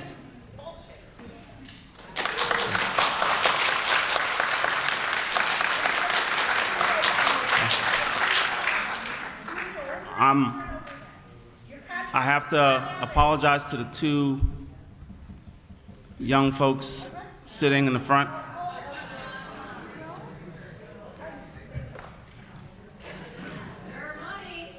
I have to apologize that young folks have to see this level of vulgarity in a public setting. Okay. Public comment, please. Yes, I have submitted public records requests that have not been answered. I'd like to know why, if it is the law that you have to provide those. I know that some of them are available because you had to, get the information from other people, and we've spoken about it, and I haven't received it. So I'm just wondering why I haven't received it, or even an email to acknowledge my request. When you sent out the new policy that has to go to another email, I sent it there to ask for an update as well, and have not been responded to. Thank you, Mrs. Washington, for your question. And in reviewing your request, I think there was about 14 different points that were listed there. A number of them have significant work to be done. For example, there was a request that outlined a series of emails over the course of a year that yielded 57,431 responses. And so given there was that volume, it takes a long time for an individual, any one individual, to review those emails. So therefore, some of those requests are just going to take an inordinate amount of time. Therefore, we want to make sure that we respond in a reasonable fashion. However, we want to be thorough. The second piece of that is, given the volume that is presented, that is something that has to go through our legal team to ensure that we're providing accurate information, redacting any information that would incriminate anyone. So I want to make sure that we do it the right way so that we don't get in trouble of not responding in an appropriate manner. Could you, if that were the case, could you respond to me and say, this happened, are you looking for something in particular? Like, there's no communication, there's no integrity, there's no anything going on. If you could just say, hey, this is what's happening. Like, we're angry because we're not getting answers. You're not answering. Like, it's allowed to happen here at the ADC. You don't allow us to ask questions at the town hall anymore. You're not responding to emails. Like, we have valid questions. And it's come to this because you're not addressing them. So Mrs. Washington. Mrs. Washington, you will get a response tomorrow morning in regards to the status of your public request. Appreciate it. You're Thank very you. welcome. Okay, so we are going to move on to section 14, the amended item.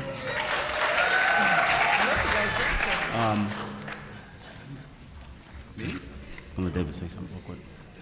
Okay, Mr. Hardy, do you have something to say? At this time, no. Okay.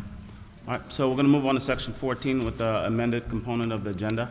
Okay. Thank you all for staying for 3 hours and 21 minutes to hear me speak, if that's why you were here, so thank you. And who's counting? I had to go to the restroom one time. I wasn't leaving when I left because it was, and I went through a bottle of water. What we need is some popcorn and hot dogs at the next one of these. I have, as a member, obviously, of the Lorain Academic Distress Commission and as an educator and a person that's involved in this community, you guys all know my story. I don't need to rehash my story. I don't need to tell you my feelings on House Bill 70. I don't need to tell you my feelings on ADCs. I don't need to tell you my feelings on CEO takeovers and that whole mess. What I want to say, though, is I have a few pieces here, and I'll share with the group here. You can just take, I kind of put together a little packet. And these are things that have been coming my way. I can't go to the grocery store. I was at a function with my daughter the other day. She's an Irish dancer, and she was performing at for the International for the Lorain Historical Society, and had people coming up to me and talking to me about everything that's going on here and giving me feedback. I'm at the grocery store, like I said, and it is what it is. So some of the things I'm going to bring up, and I'm going to try to be brief because I know we've been here for a lot longer than probably most of us wanted to be, and some things have actually already been touched on. So the first thing that I want to know, and has been brought to my attention as well, is graduation at Lorain County Community College. And it was brought to my attention, and in my amendments here, or my packet here, the cost of the graduation at the college was $19,209.10. And the question that I get asked, what was the process that was involved to have it there and not have it either A, at George Daniel Field, or B, have it here at the high school? Because the difference in size is not dramatic. And I know in the document piece, it talks about that there would be no size issue in regards to this, but actually there was limited seating for students, for their families. So now I had people approaching me. So I guess I just want to know who, what, or how was that decided to have it at Lorain County Community College and spending almost $20,000 out of general fund for that? So there are a few things that happen in this, and Mr. Cawthon, you're probably pretty familiar with the challenges of getting as many of our family and community members to and into a facility to enjoy the festivities of our young people graduating. Before I got here, I understand, and please correct me if I'm wrong, graduation day there was a shift from outside to inside because of weather. That was something that was significant that I believe also delayed the beginning of graduation. When I heard that news, I wanted to ensure that that delay, that experience was not upheld because of weather or uncertainty of weather and things of that nature. So the first decision I made 2 years ago was to ensure that it was indoors and remained indoors, whether it's in the in the gymnasium or otherwise. Last year, we had it in the gymnasium, and the concern and complaint was from many individuals that came to me before and after graduation that they wanted to see their grandchild graduate. They wanted to be in the actual facility. We had an extreme amount of individuals sitting on bleachers that are not the most comfortable spaces to sit, and then an overflow room here in the auditorium. Now, granted, that was what our space could hold, and unfortunately, that, you know, our gym does not hold 3,400, and so we couldn't fit everyone in the gymnasium, which would have been ideal. So then we went to this idea of like, where can we find larger space? The initial idea was to go to the Wolstein at Cleveland State, where we could have housed everyone. There was a large amount of concern earlier this year about going all the way to Cleveland for graduation, and because of that, we reconsidered our idea to go to a more local facility that could hold a larger number of individuals in the same space for all of our kids. So that's how we arrived at Lorain Community College. Okay. But just for clarification, I was told that the accommodation of the number of people were the same here as it was at the college. No, ma'am, that is incorrect. The same amount of tickets were sold. Understood, but they couldn't fit in the same space. So when we had it in the gymnasium, we still had an overflow, and individuals couldn't actually be in the same space with our kids. And again, this is something that we'll revisit again every year to make sure that we're actually responding to. Steve, is this your thing, or is this a dual thing, so we're all clear about what's happening? No, she's not allowed to, I mean. No, you can comment. I don't mind you commenting. I just don't want you. I don't want you to be cut off. Yeah, I know. I don't want you to be cut off. No, in the middle of, anybody can ask it. I'm not. This isn't so like. it's open for. Oh, absolutely. For Anybody can ask a question. I don't want it to be Excellent. like it's. I'm not offended if Diane or Michelle or anybody can. Okay. Excellent. Jump in. Thank you. Yes, absolutely. Randall, you can jump in and ask a question I if just you. wanted to make sure. Just clarify. Okay. Okay. The other thing, the issue of shared attribution that was used for teachers at the high school, and I pulled up from the ODE website, the Ohio Department of Education, and I highlighted in your packet, the ODE Department of Education recommends that anytime shared attribution is used to evaluate teachers, that it is recommended to have careful consideration and collaboration regarding the issue of shared attribution for the teachers. One of the pieces, and I highlighted there in your packet, is how much weight will the district assign to shared attribution? When using shared attribution, ODE recommends 5 to 10% is what they recommend. Districts opting to use a higher percentage are advised to remain below 25. We use 50. My question as an educator, why 50 and why go so far over what the ODE recommends as far as what they would say is, you know, and it's not to be gone into lightly as it states in their guidance of shared attribution. As we think about the work that needs to be done for our school, I think it's important that we weight it appropriately to the task at hand. And I think in large part, we've seen very successful results by shifting the way we approached our SLO this year, where 13 out of 14 schools actually met their goal. And I cannot kind of speak to the academic outcomes that will show up on the report card, but I think in due time, there will be also other indicators of why this was an important shift that actually is in the benefit of our kids and our school district. Okay.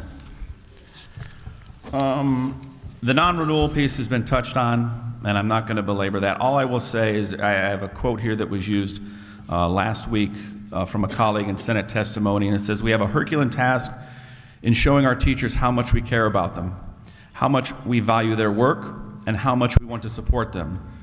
The most important thing we can do is to give power to our teachers and leaders to do right by kids." So I just wanted to share that. This probably is a question, and it's come up and has been brought to my attention. There was an ADC email that went out on Monday, March 18th to ADC members, except for Diane and I. And included in this email contained information regarding the next day's ADC meeting.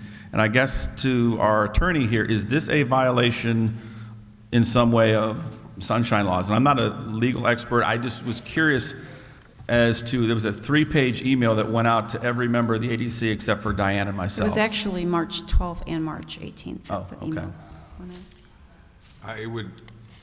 in. Regarding, there's open meetings and there's public records law.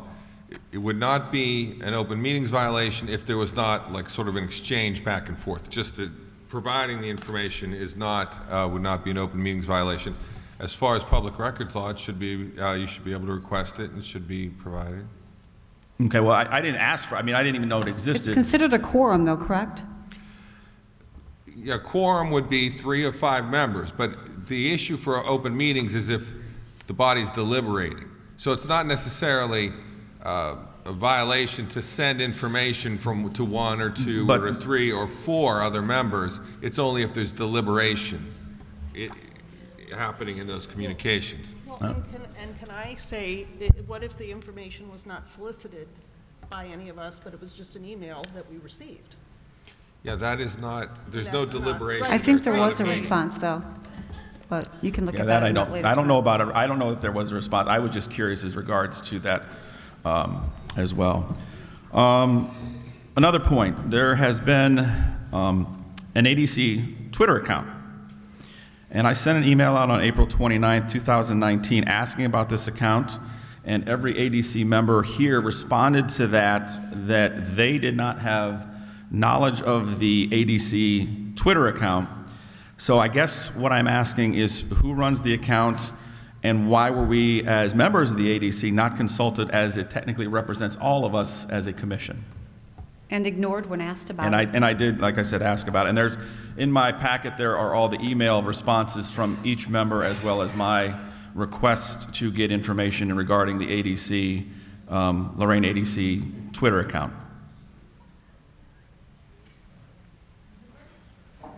Okay. No, I would like an answer. Yeah, is there an answer to my question? I just am curious.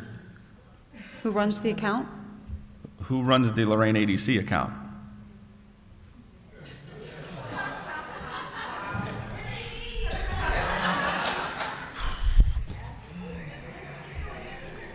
Okay.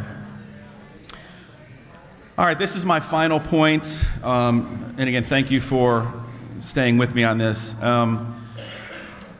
We've heard a lot today about comments, negativity. I know Mr. Sampson has had to address certain members of the crowd that may have been a little boisterous and passionate with their comments. And, you know, I was in Columbus last week, and there were some troubling statements that I heard at the Senate testimony. And I found it a little ironic tonight that we acknowledged the mayor of Lorain, and yet last week there were comments accusing the mayor of corruption, as well as our Board of Education. These comments, in my opinion, were very disappointing, and I know even Senator Manning addressed those comments as being inappropriate or troublesome. And I'm going to address this directly to Mr. Hardy because this is something that bothered me when I looked at his testimony last week. And you made a comment in your testimony: hundreds of kids who were exploited because they can dribble a ball better than open a book.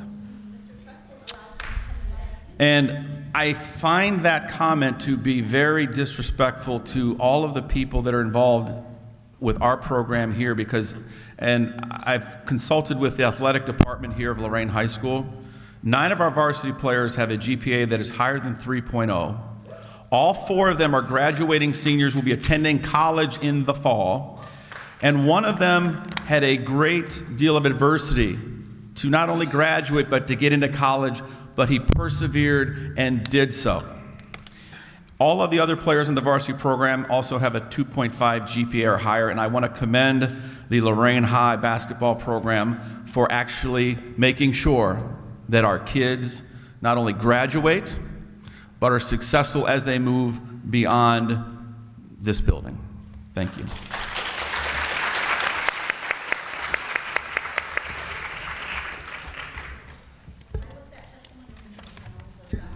Okay, I had a couple things, and forgive me, but these are just things that I need to follow up on because they're things that have been reported to me, and I have to do my due diligence and ask questions. Okay. I've been informed that students participated in APEX to meet graduation requirements. And student or students one student in particular went from a 10% to 90% in one day. There were accusations that students cheated. Apex apparently says it's impossible for a student to complete a course from 10% to 90% in one day. I'm wondering if there's more kids, and I'm wondering if we shouldn't do our due diligence on behalf of the district and launch an investigation to see if that indeed did happen. Okay. Who contacted Apex and who had that conversation with Apex? I'm not going to say any names right now in the public, so. Okay. Believe me, people can share information with me, but people are also getting back. They're afraid. They're afraid to be. They're afraid to be fired. They're afraid. That's the environment they're, and so they're very Apex fearful. Go through the district? The Apex went through district. I know there's an administrator that oversees it. So I just think that someone needs to look into that, because if that indeed happened, I think that we need to go back and take a look at it. Yeah, take a look at it. Yeah, thank you, Mr. Chair. There was an investigation that was held by the school leadership team at the high school. Okay. And I can provide the documentation on the follow-up of that I just investigation. wanted so you can to speak about it and bring it to your attention, because it's brought to Absolutely. my attention and it was a concern. I appreciate it. And the issue was resolved? Yes, sir. Okay. Thank you. And then the other problem that has been told to me, that many administrators are not on campus, or not available or visible on campus or in their offices. I've been told that well, I guess I should ask first, is there a work-at-home policy, Mr. Hardy, for you or your administration? A work-at-home policy? Yes, Say like more. you work at home, you might work at home and you don't come to campus, or No policy. there's no policy at all? Do you practice that at all? Not that I'm. Okay. Yeah, no, keep going. I'm Okay, trying to find just out. trying here. to, I'm just being told that there's a huge lack of visibility and access to admin and chiefs Okay. On campus and around. Okay. Not Any available. particular? Well, for example, I received a text message that, a couple administrators were out during a work day, the day after school let out, getting pedicures. It looked like they were, enjoying a day off when it was a work day. And people are bringing this to my attention. I'm very concerned about, we have high standards for teachers, high accountability. I just want to make sure it's fair across the board, that people are being held to the same standards of, work, reporting to work. Ohio Revised Code says, non-teacher employees should be working a 40-hour week. I know that there are certain circumstances where we make, adjustments, but I just want to make sure if those are being done, that there should be a work-at-home policy, and that should be documented along the way.